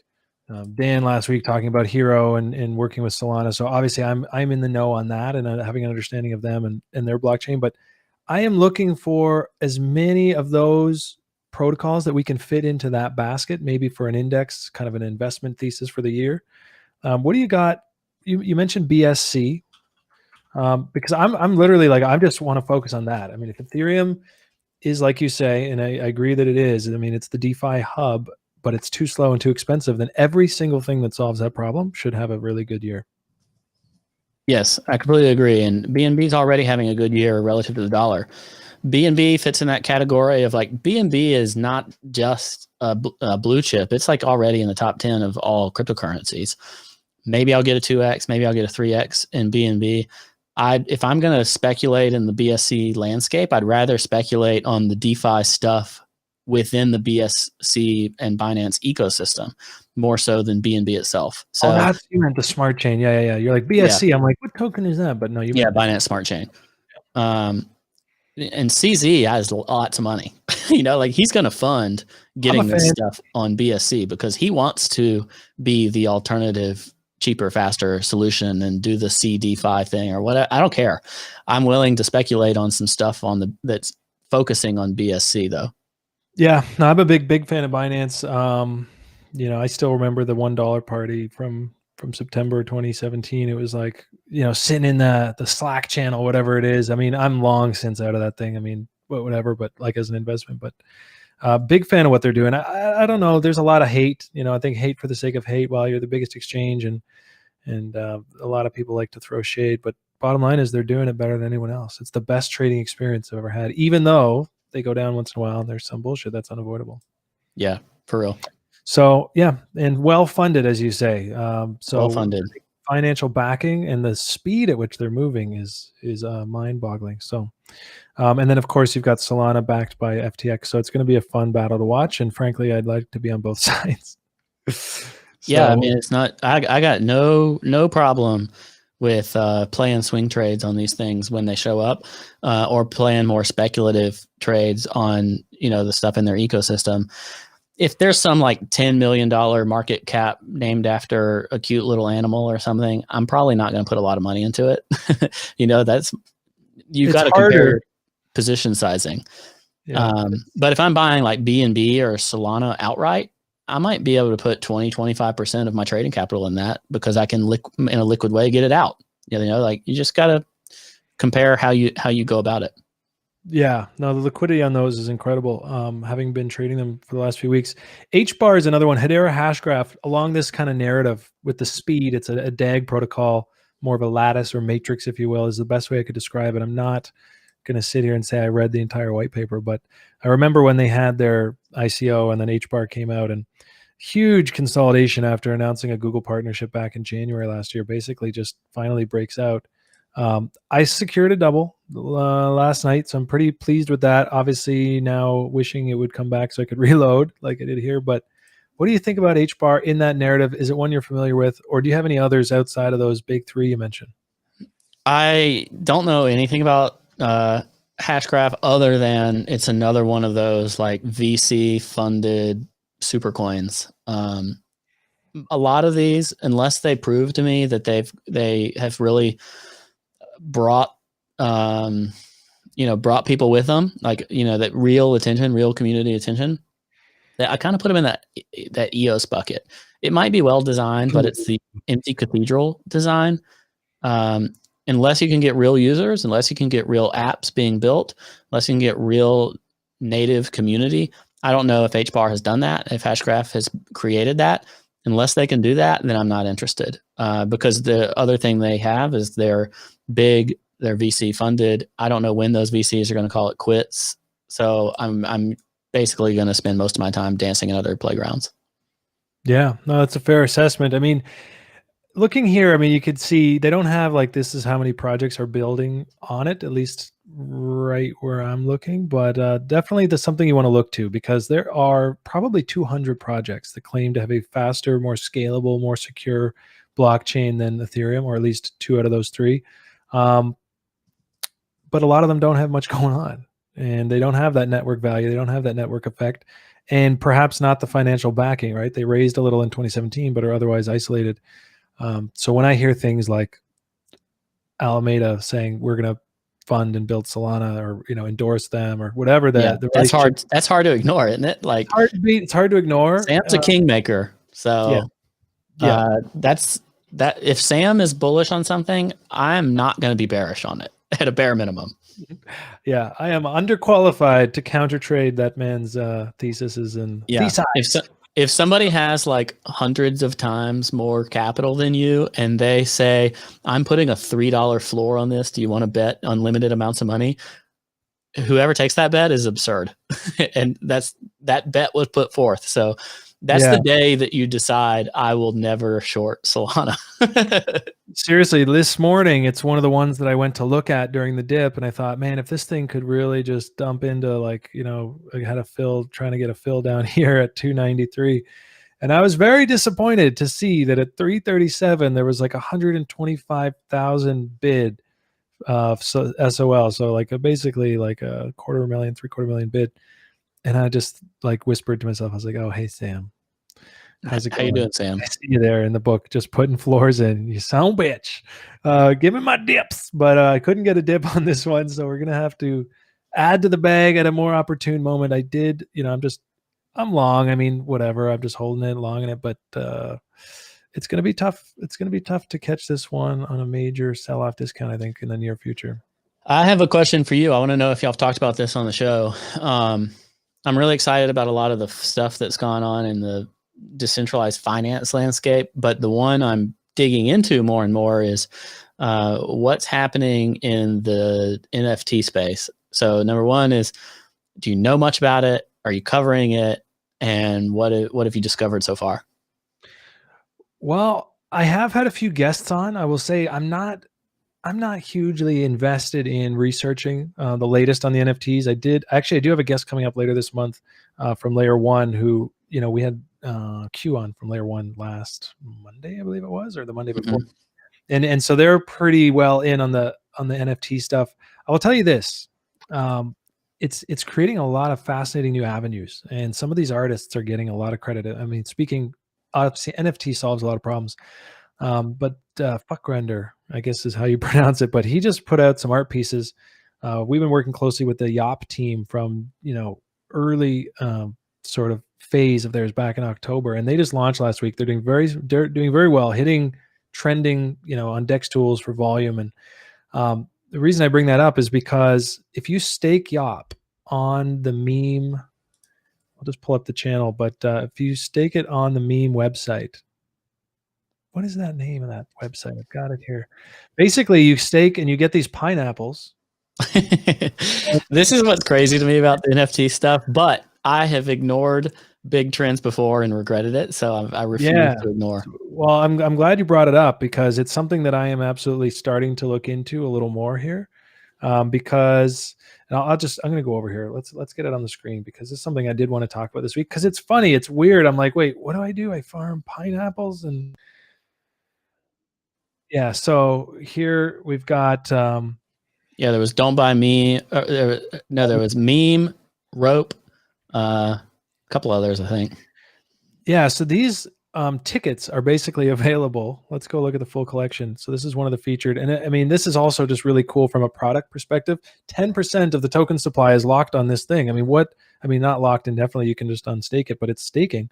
And over time, you generate pineapples, and if you get 88 of them, you can buy this ticket to win, like a lottery on here.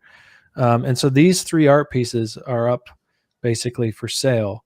Is my understanding of it. And the more you farm these pineapples, then you can basically cash them in for tickets. And the more you stake, the more pineapples you get at a rate. So, as far as NFTs go, they are hot. These kinds of things, the quick sales, I know NFT Protocol, Franklin Fitch, their head of marketing, is writing a blog at www.herolabs.io. Oh, so Yop is the one that Franklin's involved in?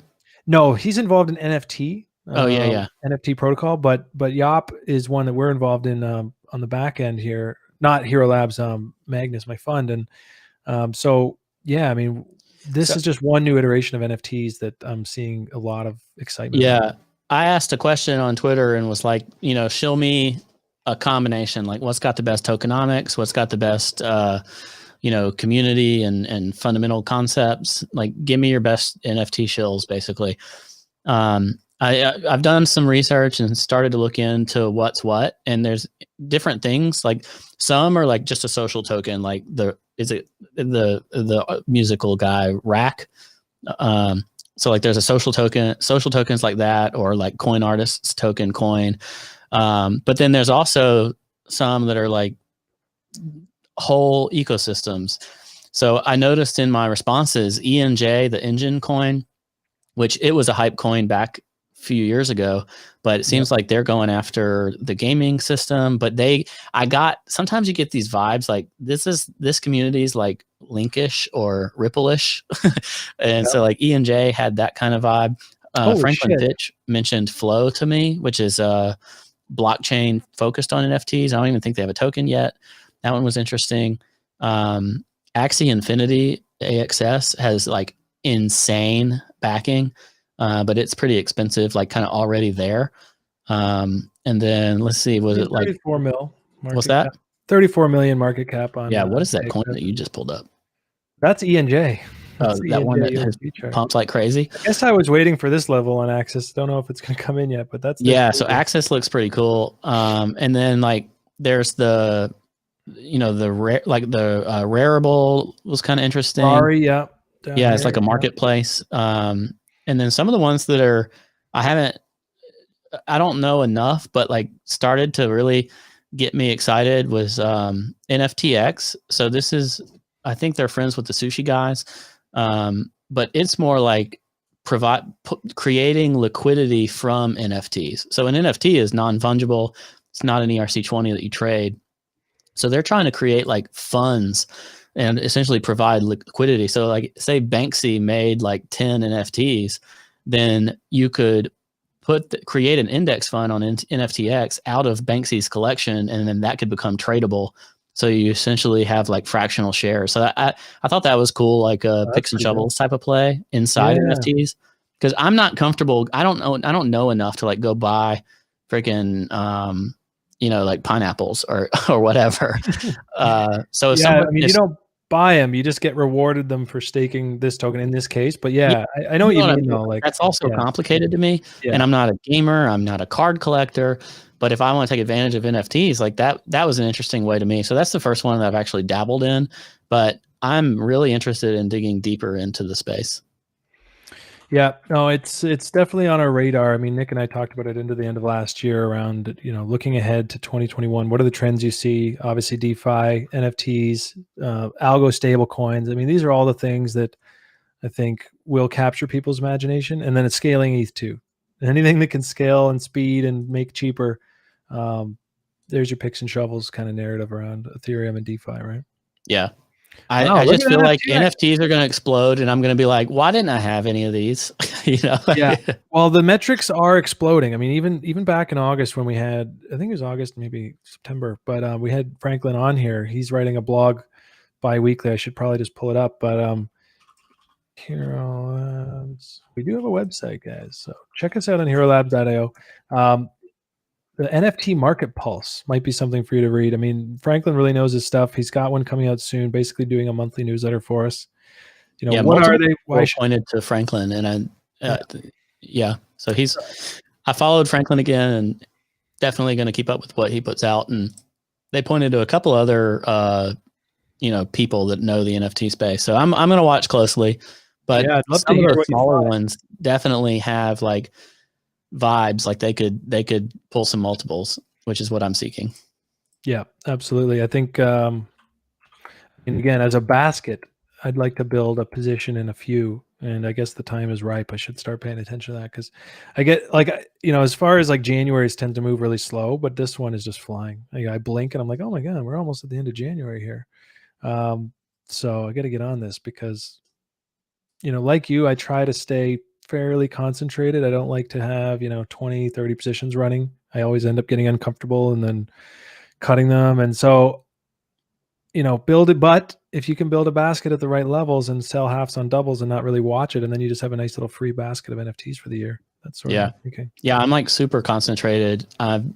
Almost entirely in alts and spread across maybe like 5 coins that I might rotate between 10 or 15 that I'm watching or I like the fundamentals. But at any one time, if I'm in more than 5 or 6, I get a little shook. And I need to maintain some level of liquidity. I want to be able to get half my portfolio into cash in 5 minutes. That's what I want. So that requires a couple of things, right? It requires few enough coins that you can actually move a serious percentage of your portfolio. And it requires enough liquidity in those coins that within a couple of transactions, you can be out of them and into USDC or BTC or ETH, because eventually we're going to break out of this BTC range. I think we're going to level up and go freaking ham, and it's going to kill all these altcoin ratios. I don't think that moment's today. I'm super leveraged into, not leveraged like margin, but leveraged into altcoins.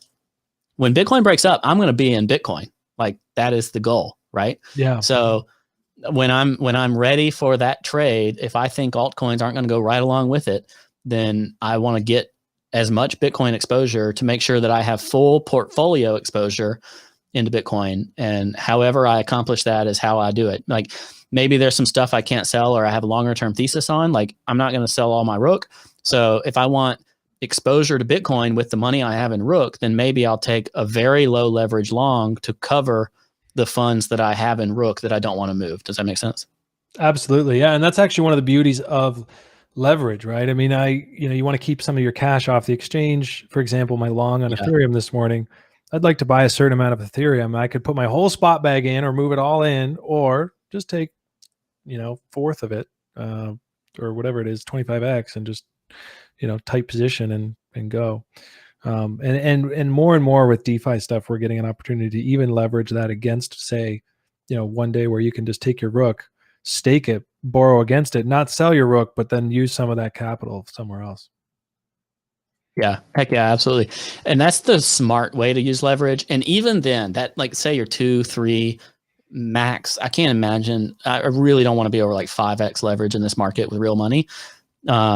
Yeah, I mentioned 25x, but I typically stick to 10 at the most. But like, imagine you're doing this with half your net worth or something, like you really don't want to be on a margin of any degree with a significant degree with half your net worth. So low margin, know where you get out, all that kind of stuff. But if you can do that, then you can get the Bitcoin move and maintain some upside with alts, or not have to sell out of everything, especially if it's got, liquidity issues, that kind of stuff. So yeah, but I want to be prepared for that, is my point. Yeah. For context right now, let me just do a little math here. 20%? No, less than 20% is in my futures account. So, like if you're sitting and you're a leverage trader and you've got a huge percentage of your stuff in there, it makes sense to be on low leverage. Yeah. I honestly, I stopped doing the leverage trading for a little bit because I was so into these alts and just focusing on it. But then this morning I thought, okay, here's a nice level on ETH. I just want to get one unit of leverage long in here if this is going to just be a test and go. Hey, you know what we said earlier in the show?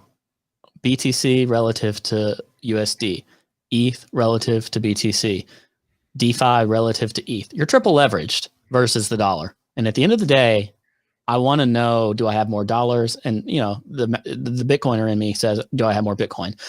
I'm triple leveraged without taking leverage, like without taking margin on some exchange or something. So when I use margin on top of all of that crap, it has to be for a good reason. In this environment where you're getting 10 and 20% swings in hours, I really don't need to go take some 5x long on anything really, unless I have a reason to do so from the point of view of portfolio construction.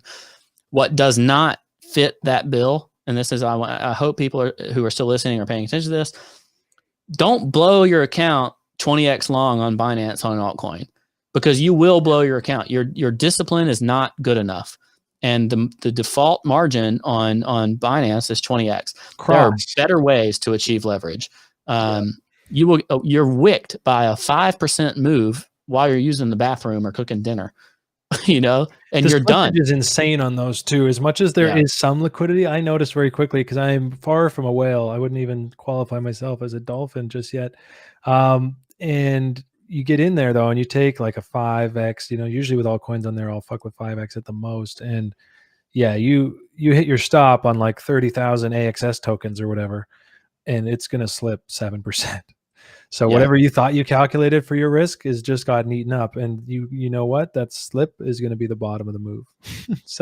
And this is, I'm an American. I wish I could use Hxro, because what y'all have done with TixWix, like, say you have that conviction on an altcoin, or Ethereum, I could say, I want 1,600 at some point before March. It's going to hit. Well, there's your price exploration, your initial move. If I take that position today with Tix or Wix, and it's like, I get 5x my premium, my conviction on that trade might be really high. So if I have a $10,000 portfolio, maybe I put $1,000 into spreading out between these TixWix contracts. Now I've put 10% of my portfolio into a leverage position, assuming upside on Ethereum. If it hits, I get 4 or 5x, maybe some kind of multiple on that being achieved. I turned 1,000 into 4 or 5,000 with only 10% risk, and I won't get liquidated. A wick cannot get me. The degree that I want Hxro products or options for an American is so severe for that very reason that, like, it makes me so sad that I can't trade it. John, let's flip over to the TixWix here for a sec. I feel your pain, dude. I know a lot of people. I've talked to a lot of people who are in the States. So for anyone watching, so sorry, guys. U.S. users not welcome for now, or in the foreseeable future. But look, I could tell you a few countries you might want to look into if you're what degree, how desperate do you want it? I've got one position open right now, a nice fat above 50 for the end of March, because I like those kinds of plays.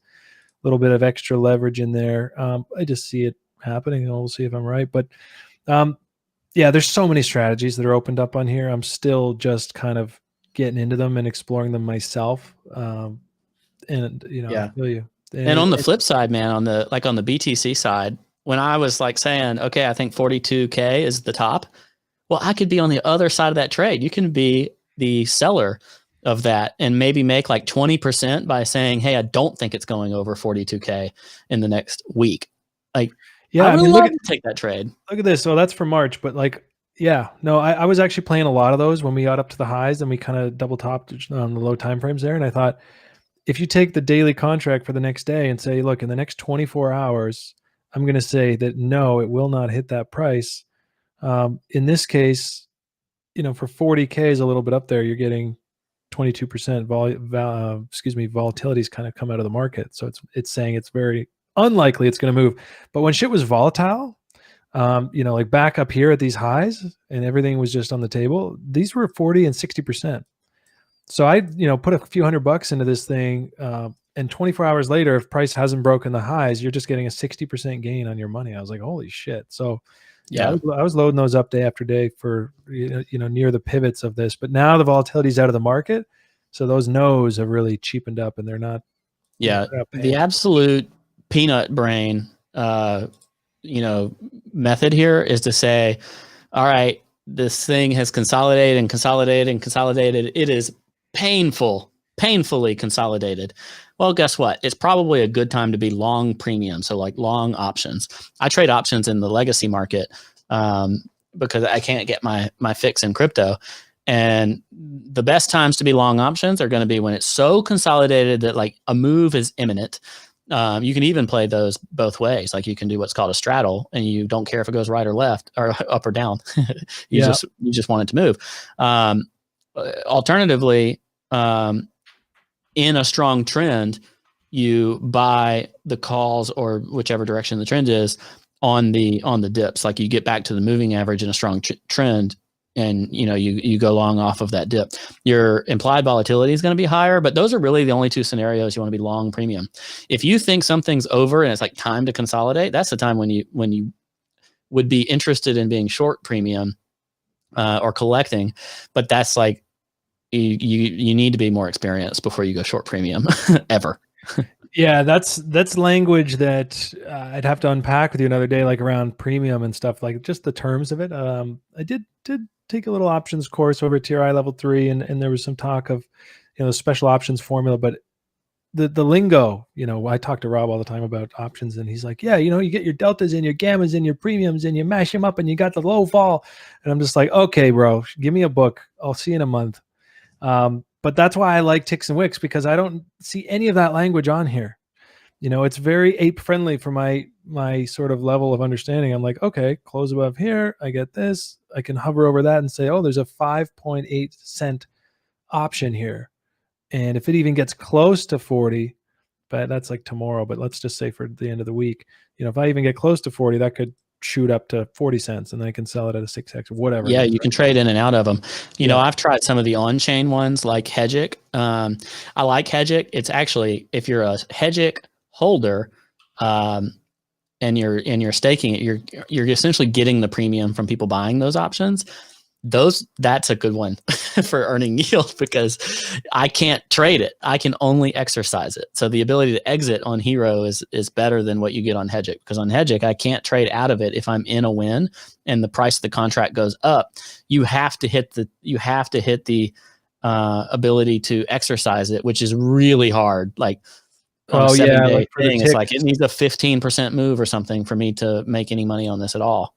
Yeah, that does make it a lot trickier. And then that's what was the big boon for me for these options was, I sat with Rob. He's like, look, stop thinking about it in terms of like, will it close or will it not? Start thinking about it in like, is it cheap or is it expensive? Yeah, right? Rob, Rob like talks in he talks in deltas and IV. He doesn't even have to care about dollar prices and all that. Yeah, totally. And He's a galaxy brain, though. We're not all galaxy brain. he is. And I try to sit with him. I'm like, dude, okay, tell me what do I trade today? I'm like, let me copy trade you. But right here, it's like 7.8% market probability. That's 7.5 cents. He's like, so the question isn't, can you get it to 100? Will it close above 50K by January 29th? He's like, don't think like that. Think like if it moves in a certain amount towards that target, will this reprice at a 2x? I mean, 7.8 cents. So he's like, we're buying 20s, we're selling 40s, we're not holding to 100s. Like that was his thinking, and it totally changed it for me. I was like, oh, okay, cool. So I'll just go find some daily options. This one's trading at 6 cents. If we're going to move above a certain price, when will it reprice to 12 cents? And then that's my trade. So I am starting to get better at these, and this is sort of something where I'm going to leave this on my chart. Start thinking about that. Is it the straddle where you're just looking for a breakout either way, or strangle? I always get those mixed up. They're the same thing, but they're different strikes. So a straddle, if you're long a straddle, if the current price of Bitcoin is 35,000, so you're long 35K pull calls and long 35K puts. So you're paying more for the premium because it's already at the money. If you're doing a strangle, you might buy a 33K put and a 37K call. So that 4K in the middle, you have no value in your either option. Like, so the ability to go to zero is stronger. But if it impulses really strongly, you paid less for that premium and your reward is higher. So a strangle, you're more likely to lose it all, but it's cheaper to get into. And a straddle, you're more likely to have some value at the end because unless it expires literally right at 35K, you're going to have some value on one side. So you won't lose 100%.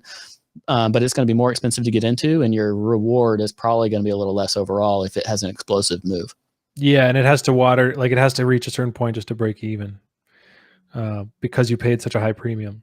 Right. So if you close just above, okay, so they're both betting on volatility. Just one is a little tighter. Okay, dude. You know how many months I've been thinking about this? Like, what's the straddle? What's the straddle? You just described it for me perfectly, and that makes perfect sense. So I'm going to be looking for those as we get to the end of this. I mean, I can't draw and spot and then draw this consolidation and then not get over here onto Hxro and start buying some of these more high vol ones. I mean, like, for example, today they're basically saying, oh, the market's so bloody sleepy that in the next 2 days, we're just saying, like, to get above 40 it was like a 5K move. Like 3 weeks ago, that was much in the cards. I mean, we were moving so fast.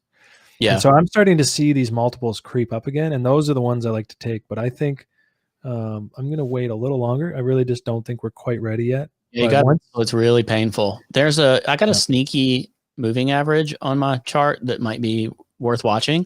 Yeah. So this is a 4-hour chart, which the speed of crypto, it's almost like looking at a daily chart in Legacy, right?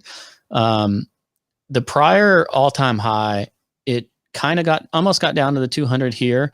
But the move finally bottomed when that 4-hour 200 actually caught up to the price, and we did a little fake breakdown and then went for it. You notice the 4-hour 200 here. Mean reversion always happens, but sometimes it takes longer than you expect. You always are going to touch these moving averages because they're made up of price data. So when you have to touch if you stay still, right? That's right. So when you have crossovers of those moving averages, or you have bounces off those moving averages, they really tell you a lot. One of the things that I think could be a hint towards pending, ending the consolidation. So this would be potentially where I might de-risk some of my alts or something, is when this 4-hour 200 and price converge. I know, like, hey, we're going to get some volatility, whether we cross down and have a crossover of that price, or we bounce off of that price. But if I have this high conviction, triangle that we drew earlier, that one's going to break. And then we're going to either do that or maybe we'll do that. Like, we're going to have probably some continuation of that consolidation that essentially makes a broader consolidation. But even if we break up, like, that 4-hour could catch up by the time we even get to the end of this triangle. So like, this is just going to start to flatten out and work this way at the same time that, like, this occurs. And essentially, once those converge more and those moving averages catch up to price, or price dumps down to the moving averages, that's where I'm going to anticipate we get out of this consolidation and start a trending move.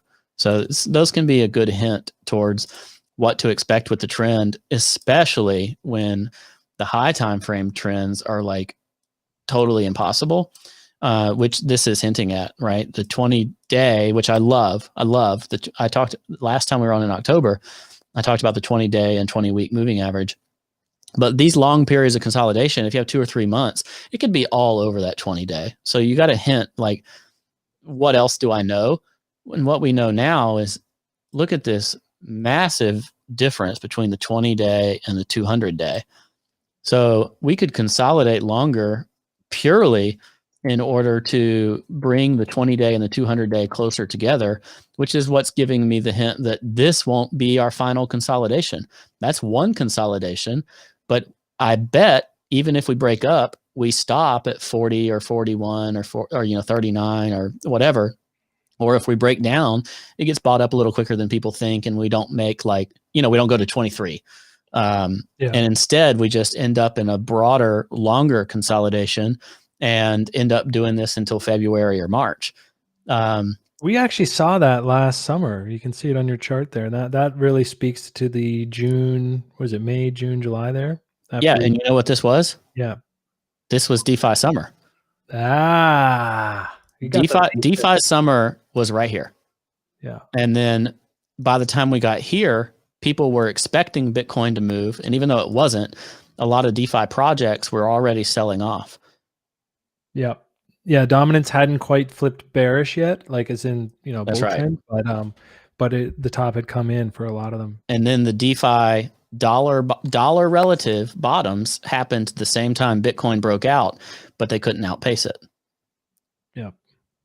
Dude, I really like your take on the moving averages as a hint for the end of the consolidation, because that's just it's one way to spot it, because otherwise, even the one I've got drawn up here, like I just kind of quick squiggly this, but it's this idea that at the end of this there will be some fuckery. Yeah. But exactly how, when, and then will it just up, oh no, down, and then up and go? But I like your thinking, because obviously I'm trying to trade the altcoins here, and I want this to last as long as possible. So if you're telling me that your analysis points to that this little triangle may not even be the end of that, that I find. Yeah, I think that's I could imagine if Bitcoin goes up, like all the alt relative Bitcoin pairs go down, or if Bitcoin goes down, all those alt relative Bitcoin pairs go way down. I can imagine that happen, and then it either has a temporary bottom or temporary top on Bitcoin, and all those alts spring big time. So as this little triangle resolves, I might seek to limit my exposure in altcoins. But I'm personally going to want to be prepared to buy the dips, whether in USD or relative pairs, depending on what the Bitcoin price action is telling me, and then continue the party in the broader consolidation zone. Mm-hmm. Yeah, no, and it's really important to be able to cycle out of alts, and that's going to be the skill that we have to impress on people through our live streaming and podcasts. Is it's very easy to get caught up in the current, what do you want to call it? There's a fun word that I'm trying to think of. I don't know. Current momentum paradigm. No, new paradigm. It's a way too fancy word that is clearly beyond my tired brain right now. But the will never go down again. No. You need to keep in mind that even when they fall asleep, the Bitcoin is still the king. And when it comes back, you're, like you said, you dollar relative, you may be doing okay, but you will be severely outpaced. And if you have one of those apps that tracks your portfolio in US dollars, but if you click it, it switches to Bitcoin, it's not going to feel good. You're going to watch that bleed out so hard. It's a guarantee. Yeah, I don't know what's going to happen in the market long term or short term, midterm. Like nobody knows what's going to happen, but I will guarantee you that the BTC value of your altcoins at some point in the future will get absolutely melted. Yeah. So since you're triple levered, you want to be cognizant of how you stand on multiple fronts. How do you stand relative to ETH? If you're exposed to alts, you want to be outperforming ETH because ETH is the most liquid, easiest to leverage, yada, yada. If you're exposed to ETH and DeFi, you want to be outperforming Bitcoin. If you're exposed to Bitcoin, you want to be outperforming the dollar. Now, if your macro says Bitcoin's going to 200K, then maybe you just stop caring once you're either outperforming or matching Bitcoin, right? But if you feel like the top is close or something like that, then maybe you switch to wanting to maximize dollars. You got to know, what are you denominating in, what do you care about, and how do you maximize your opportunity to increase that currency. Yeah, no, that's the god tier way to navigate crypto, and that's probably why so many people struggle with it, because there's so many moving parts. And I've tried to explain this to people about Bitcoin dominance. Like, there's a time to play in all coins, and yes, your coin may be the future, and yes, in US dollars at the end of next year it may be up, but we are in a downtrend on Bitcoin dominance, or excuse me, an uptrend. So during this, I was like, I don't care how cool your coin is, switch it to Bitcoin. Ride that trend.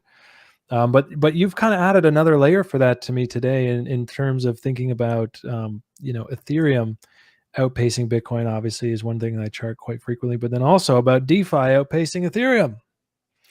And I'm amazed to see that DeFi as a 3%. I heard Messi talking about this on the weekend. I didn't really know where he was pulling that number from, but if you look here on DeFi dominance, it's sitting at like 3.5%.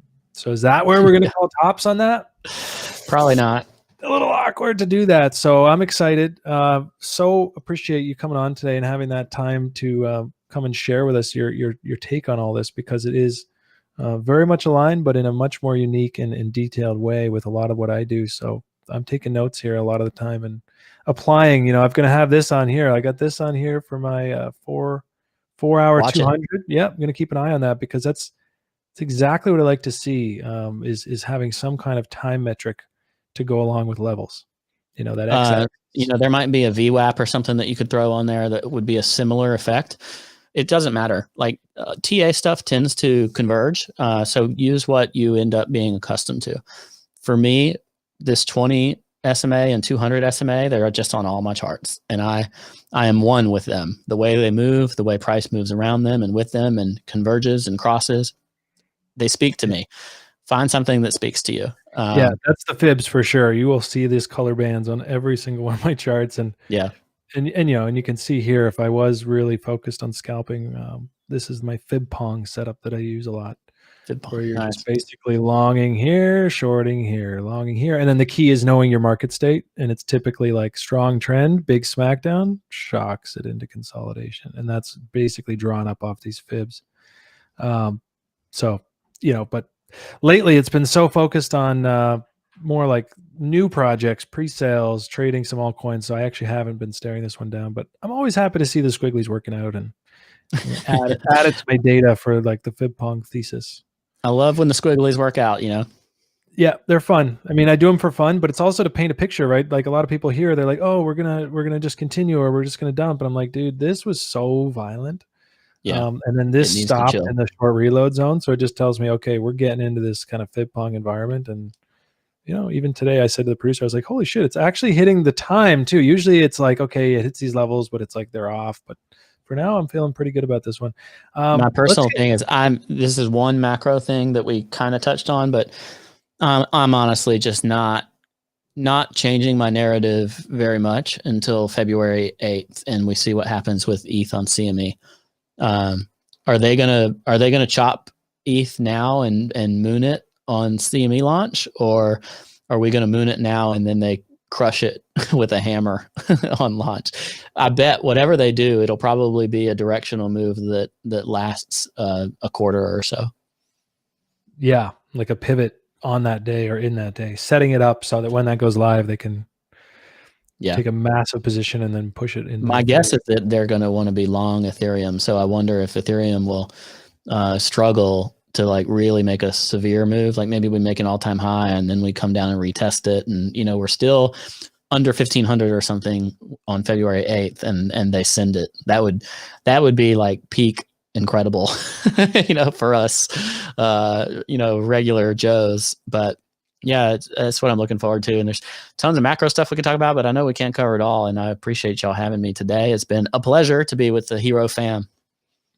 Yeah, no, it's great to have you back. You're never too far away. So as we continue our rotation schedule through You are at the top of my list, sir. So awesome. Well, thank you so much. I appreciate it.